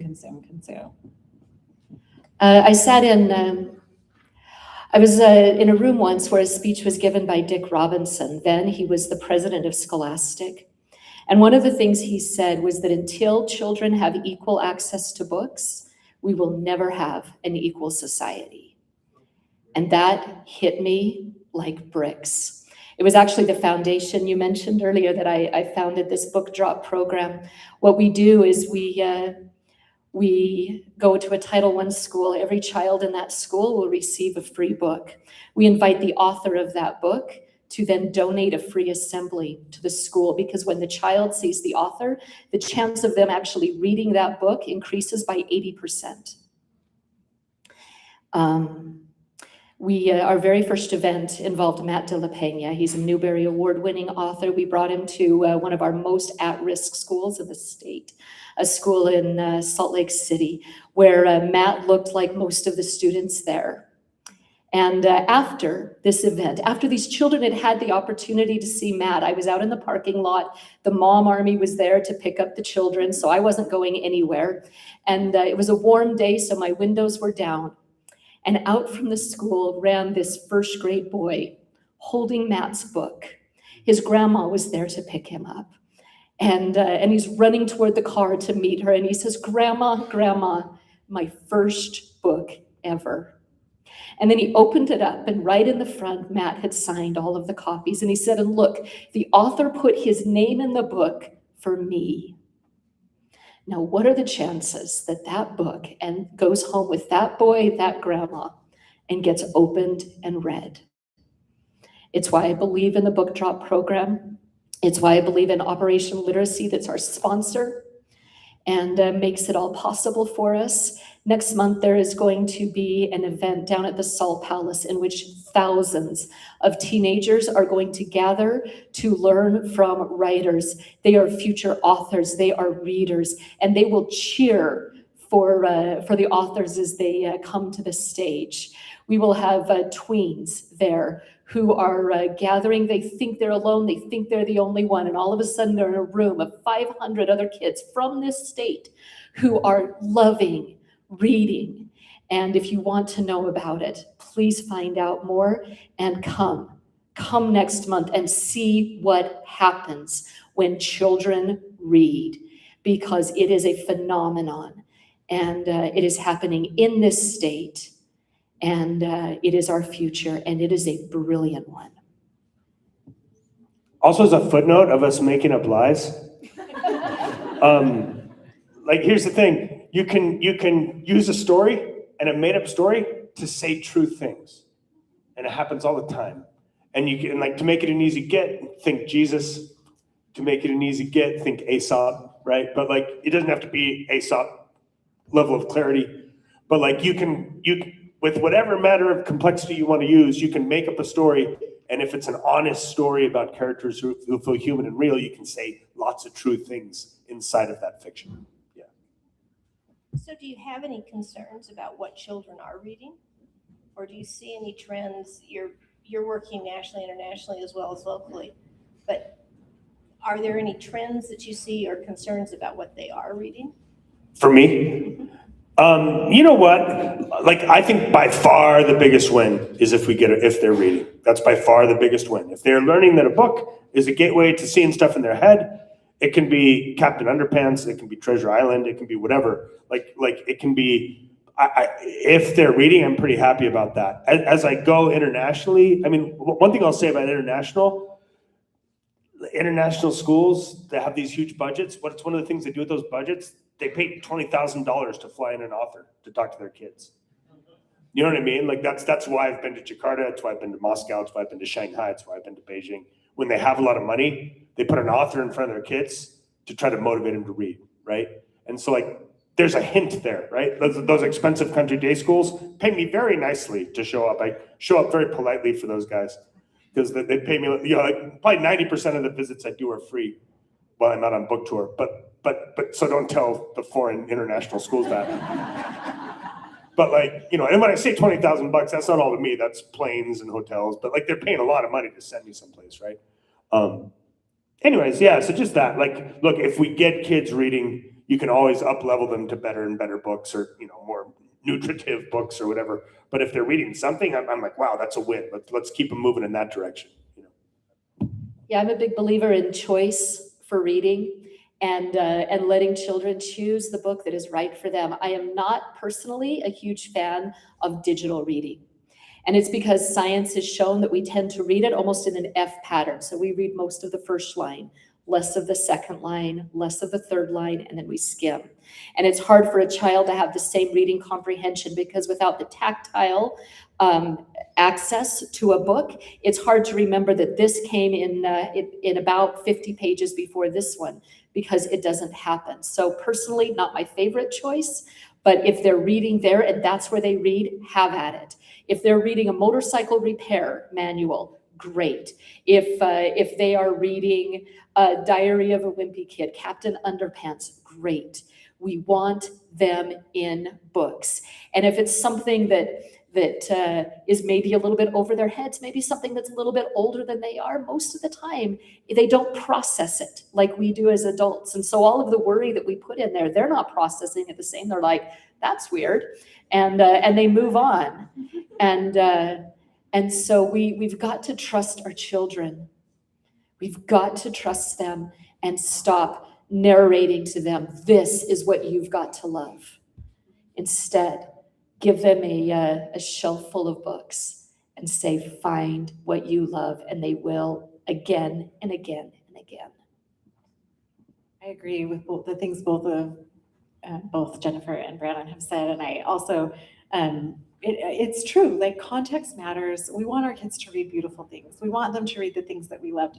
But if we do that, we're restricting them to to our world and not their world. They get to create their own. But I also remember, I taught 9th grade. I'm about to get Romeo and Juliet super banned, I feel like, even though it's on the curriculum and has been for decades. I taught Romeo and Juliet prior to getting married, and then I taught it after getting married. And so I had more context, and the opening scene, I'm like, it's great. All the studies show that you should have the kids read and act out Shakespeare. They will be more engaged. Absolutely true. And so I have my cute 9th graders lined up. Someone's being Rosalind, someone's being Romeo, someone's being his friend, whose name I'm forgetting. And thank you, Mercutio. Maybe Tybalt was there, who knows. And it is the dirtiest thing imaginable, you guys. It is naughty, naughty, naughty, so bad. And my 9th graders are like, they're just reading it out loud. And I'm like, I think, do I pull the plug? Do I let them carry on with the dirtiness? They don't know. And I'm not saying like, give your kids dirty books to read. They won't know. They'll have no idea. I'm just saying, we're in a Mormon audience largely, and also not. But in our religious environment, Shakespeare gets quoted over the pulpit. And we're allowed to make a decision based on the Shakespeare we're hearing and experiencing. And so I think it's just very interesting. There's no perfect book you can give your child. There's no perfect author who will offend no one's sensibilities and never drive anyone up the wall that their child read that book. But there is a lot of beauty in the spaces where we're connecting and we're finding things that we relate to, and we're maybe not addressing something that feels a little uncomfortable to us, but we have to learn how to do that, and books are a much safer place than out in the real world sometimes. Yeah, like no book is safe, neither is any comedian, neither is life, right? Yeah. And so it's like, yeah, get used to it a little bit. Neither is school, yeah. Neither are the movies. I still remember seeing Romeo and Juliet. And there was a scene, I didn't see it because they stuck a piece of cardboard in front. While the entire class sat there for 3 minutes. What's happening? Very romantic suicide.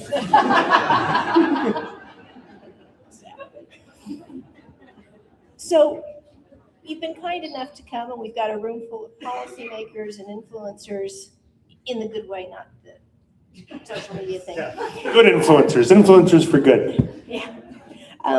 So what advice or hopes do you have for them regarding reading and literacy? How can we help people care about reading? Sorry, I feel like it's always the most effective if you can go to where you care. Like, what elementary school did your kids go to? What university did you go to? What kids in your life do you care a lot about that maybe need a little help? And you're busy, you're so busy. I mean, I know that feels impossible, but an hour a week, an hour a month, anything kind of consistent and gentle and grassroots will change you and will change them. I'm just thinking about we had reading mothers at our school, and my dad was the only reading father. And so he was kind of there. He knew what books were in the classrooms. He knew what the teachers were trying to teach. He couldn't make it every week. He was a judge. He was busy, but he was sort of on the ground. And as our kids grow up and move out, we have a little more time. Maybe, I don't know how it works. But is there a university you feel connected with? Obviously, I went to BYU, I'm teaching there, but I don't know if everyone knows that BYU has a children's magazine called Whirligig that's run by Andy Ellis, who you guys know, who's a fantastic author. And it's original art, and they're inviting kids to contribute. And I've read the kid contributions, and they are hilarious and bright and wonderful. And there's something like that all over. We just don't know about it. So if you can find the thing that's close to you, because chances are someone's probably already doing something awesome. If there's a way you can find something that you also love close to you and support that, that will be useful for them, and that will change you too. Yeah, like, what would I want to see happen policy-wise?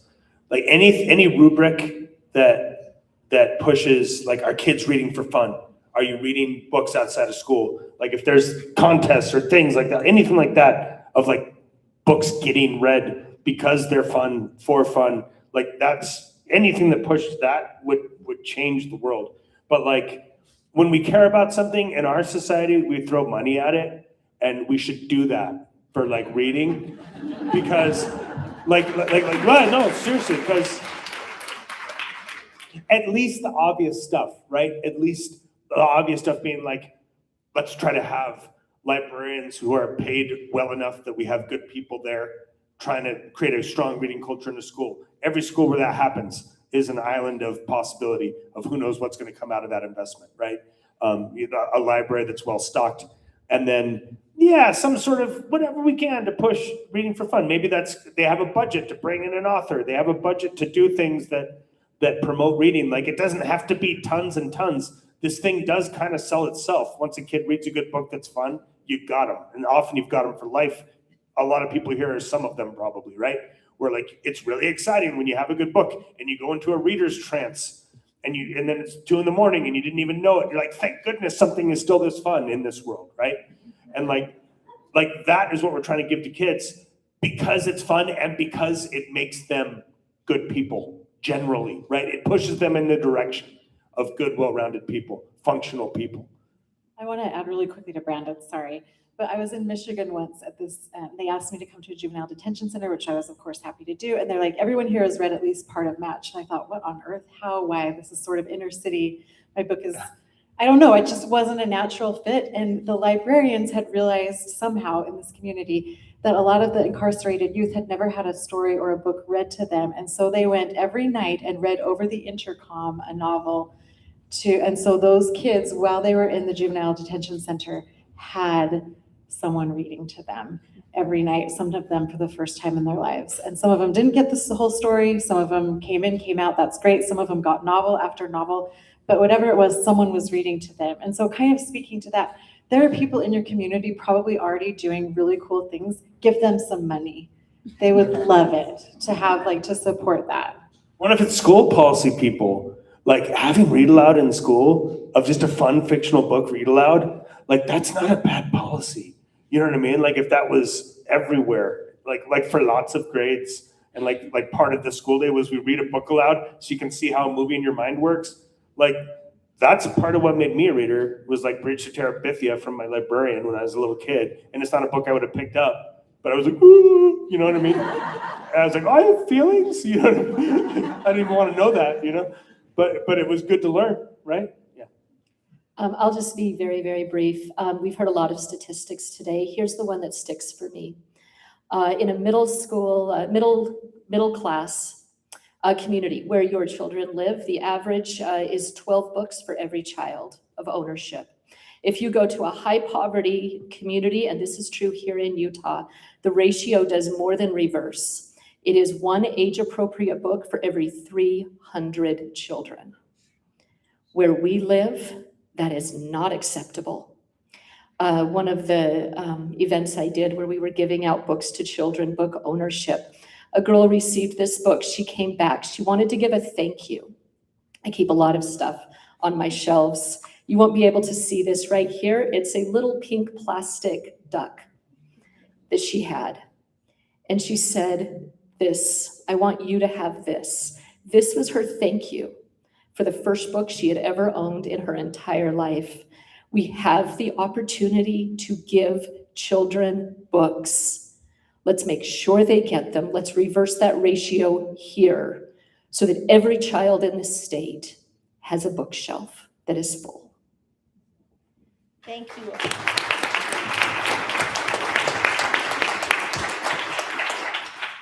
So I want to thank you all. I think it is so inspiring to see this passion and commitment and know that we are creating things for our children. We have to figure out ways to make sure that they get that opportunity. I think after today, it's very exciting. 2 takeaways I have. One, every single child can learn to read, and any goal that's less than that is simply unacceptable. And the second thing is, we can actually fix this. This isn't an unknown. So I'm looking forward to the opportunity to work with all of you to do just that. So thank you so much for your time, for coming from BYU and your classes. Did they get the first day off? Yeah, I actually don't teach till Wednesday. Oh. Today was syllabus panic day, so. Well, thank you, and thank you all. And don't forget me coming from my basement. All the way from my basement in Highland. Exactly. And I think now I'm going to turn it over to Jennifer Jenkins, who's the author and co-founder of Operation Literacy. Thank you.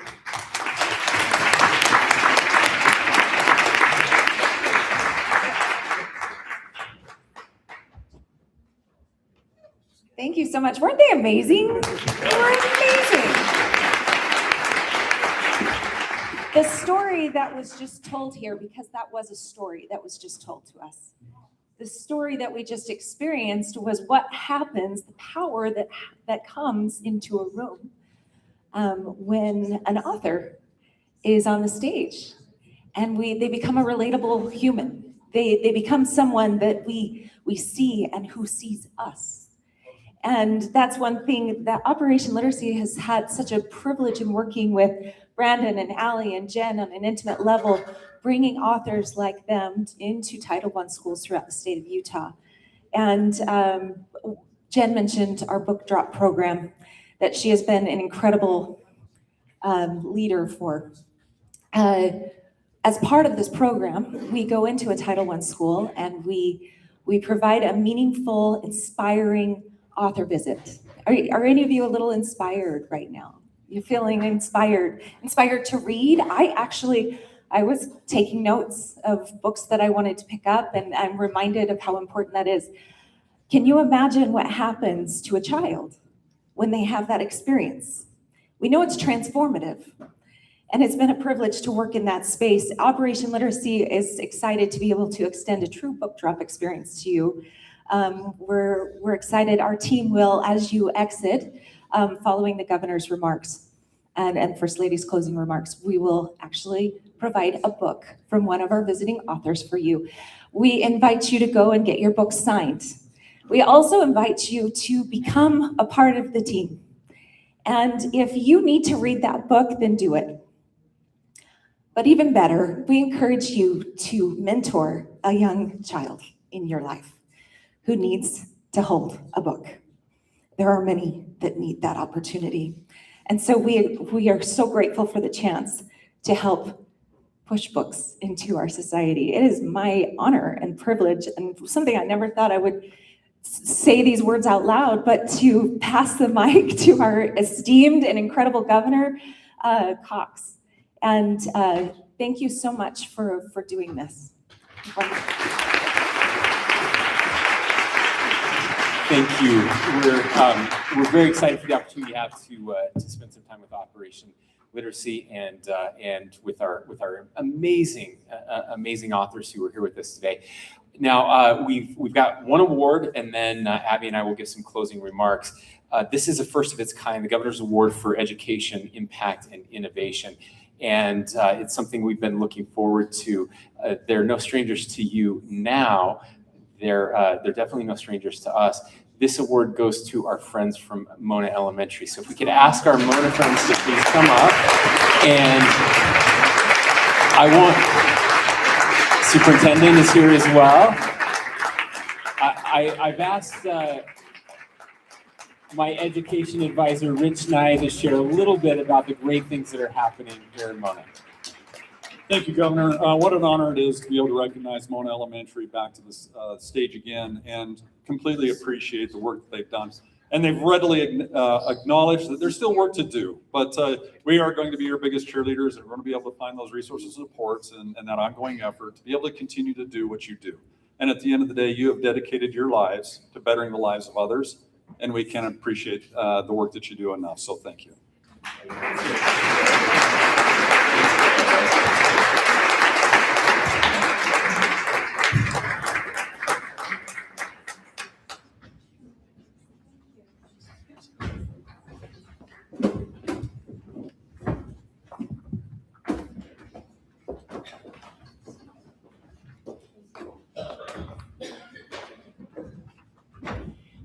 We know it's been a long day and an incredible day. At least for me, I've felt so inspired by everyone that we've heard from today.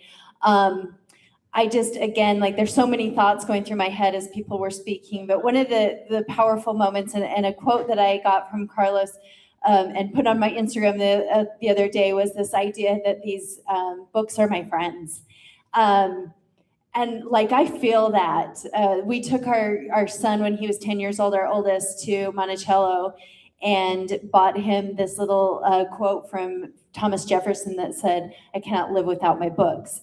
And that's been in our home ever since. And so I think back and I just want to give a shout out to my friends, my books that have taught me, my parents who have taught me to love books. I remember sitting down, there's a book called Caleb and Me. And it's just this little book that most of you have probably never heard of, about two brothers and this family that went through all crazy adventures.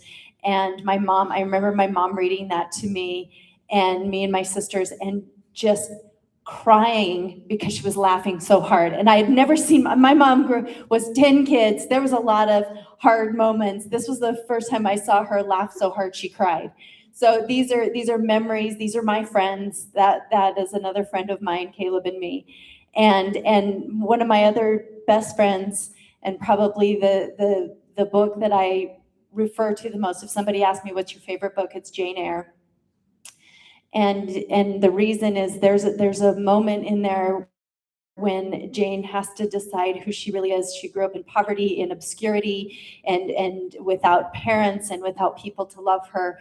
And somebody in her life wanted her to give up who she was, and because she was nobody.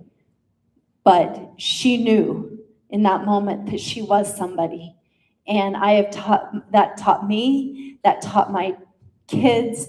I've taught youth and young girls how important it is to know who you are because of my friend Jane Eyre.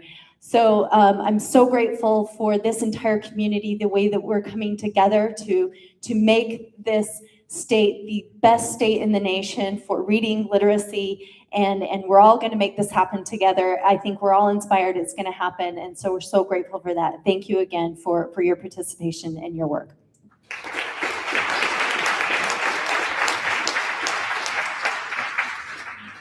Ladies and gentlemen, this has been a really special day for us. Thank you for making it happen.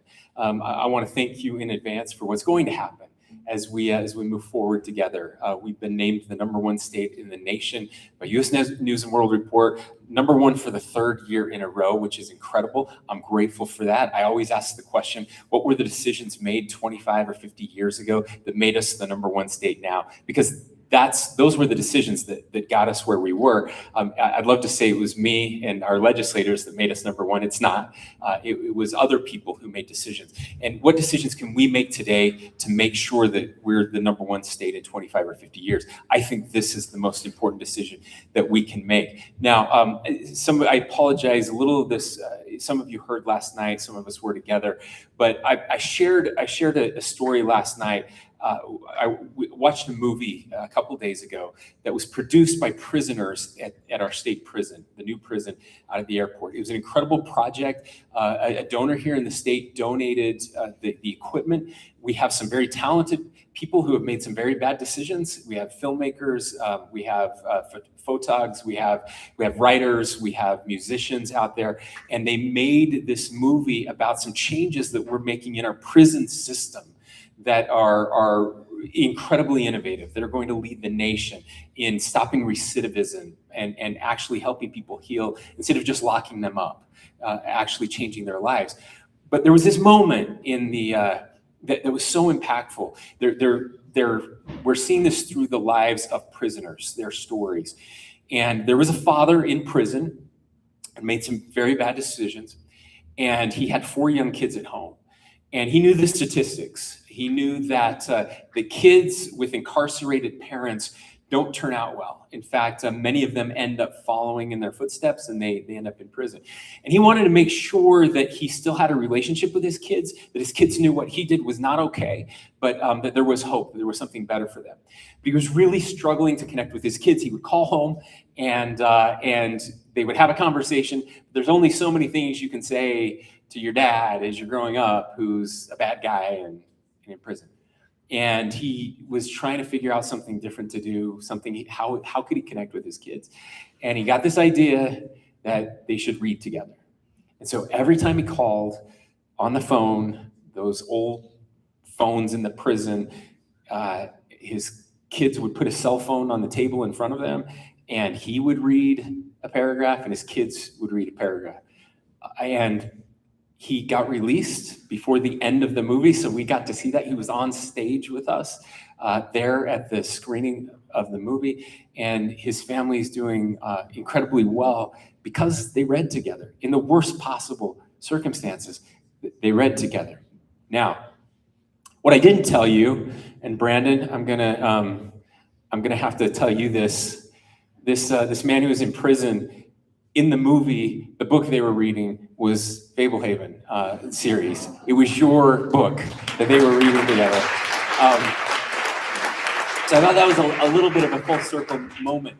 And it was mentioned that our prisons are full of people who don't know how to read books or haven't read books. And so we can change the lives of our kids. We can change the lives of our families in very powerful ways.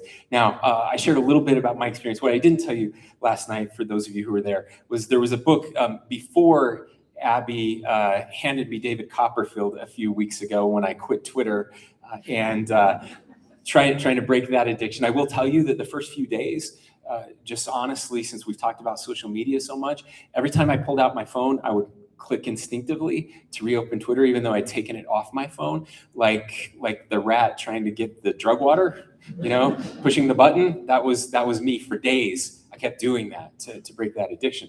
But one of the reasons I decided to make that decision was because of a book. And I want to thank Carlos for what he said about not giving up on books that we don't like. So I do read a lot. I want to be very clear. I usually read 2 or 3 books at a time because I believe that ideas mate with each other. I think it's really important that we have different things and you'll find connections that you didn't know you had. But all of the books that I read are nonfiction. They're policy driven. There's some great books out there. I will read histories, biographies of presidents and others trying to figure out how to make our state a better place.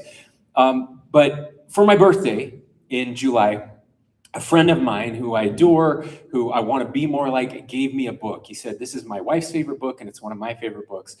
And the book is by Willa Cather. It's called My Antonia. And I hated it.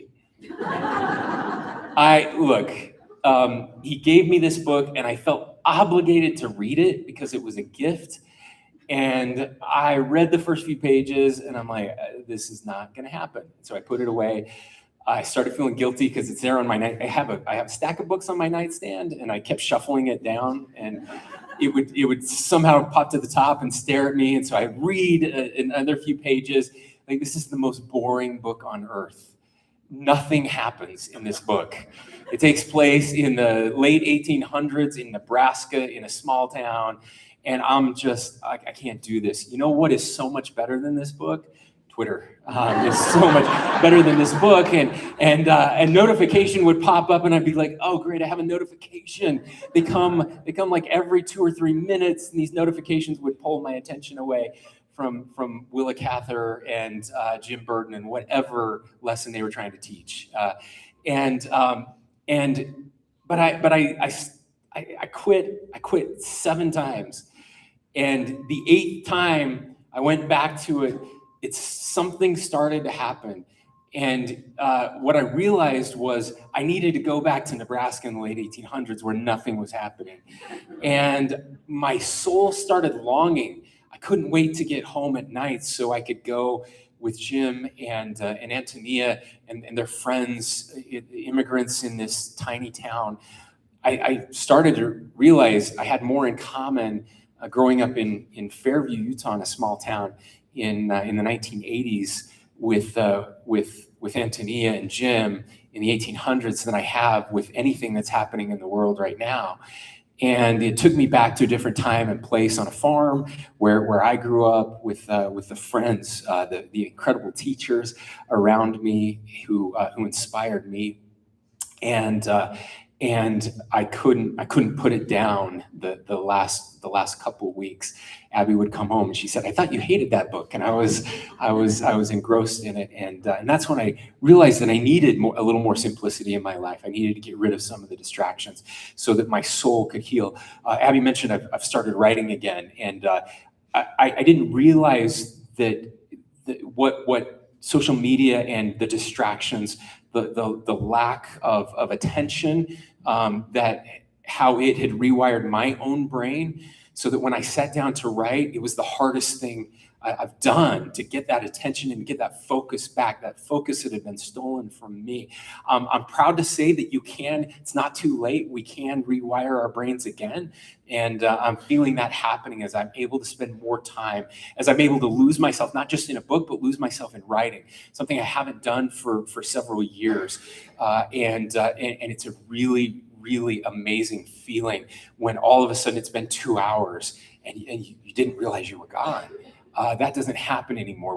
When my phone is off, it's in another room and there's silence again and our souls get to speak. So I want that for all of us. I want that for everyone in this room, but I especially want it for our kids. And I just want to thank you. Again, I left this challenge with everyone last night, but I've asked several parents about this, and I don't know a single parent. You'll remember when your kids were little. Some of you may still have little kids, and you're reading to them, and they're begging for one more chapter or one more book at night, and you're just tired and you've had it. Like, no, not tonight. You know, it's an excuse because they want to stay up later, and so you say no, and you put them back to bed. I think every single one of us, I know I would give anything for one more day to go back, to read one more chapter.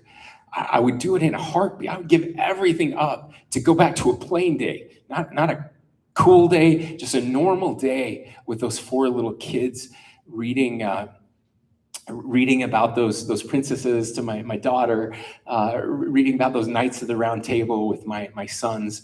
I would, if I could have one more chapter, one more book with them, I would do it. So let's make sure that those kids who aren't getting those experiences, that they get them. This is the one policy thing that we know we can do. We absolutely can. There's no reason that we shouldn't be the #1 state in the country for literacy, and I know we can do it because of your help. So thank you for being here. I'll go down, meet the authors, get your books, enjoy the afternoon, and God bless you. Keep up the great work. Thank you.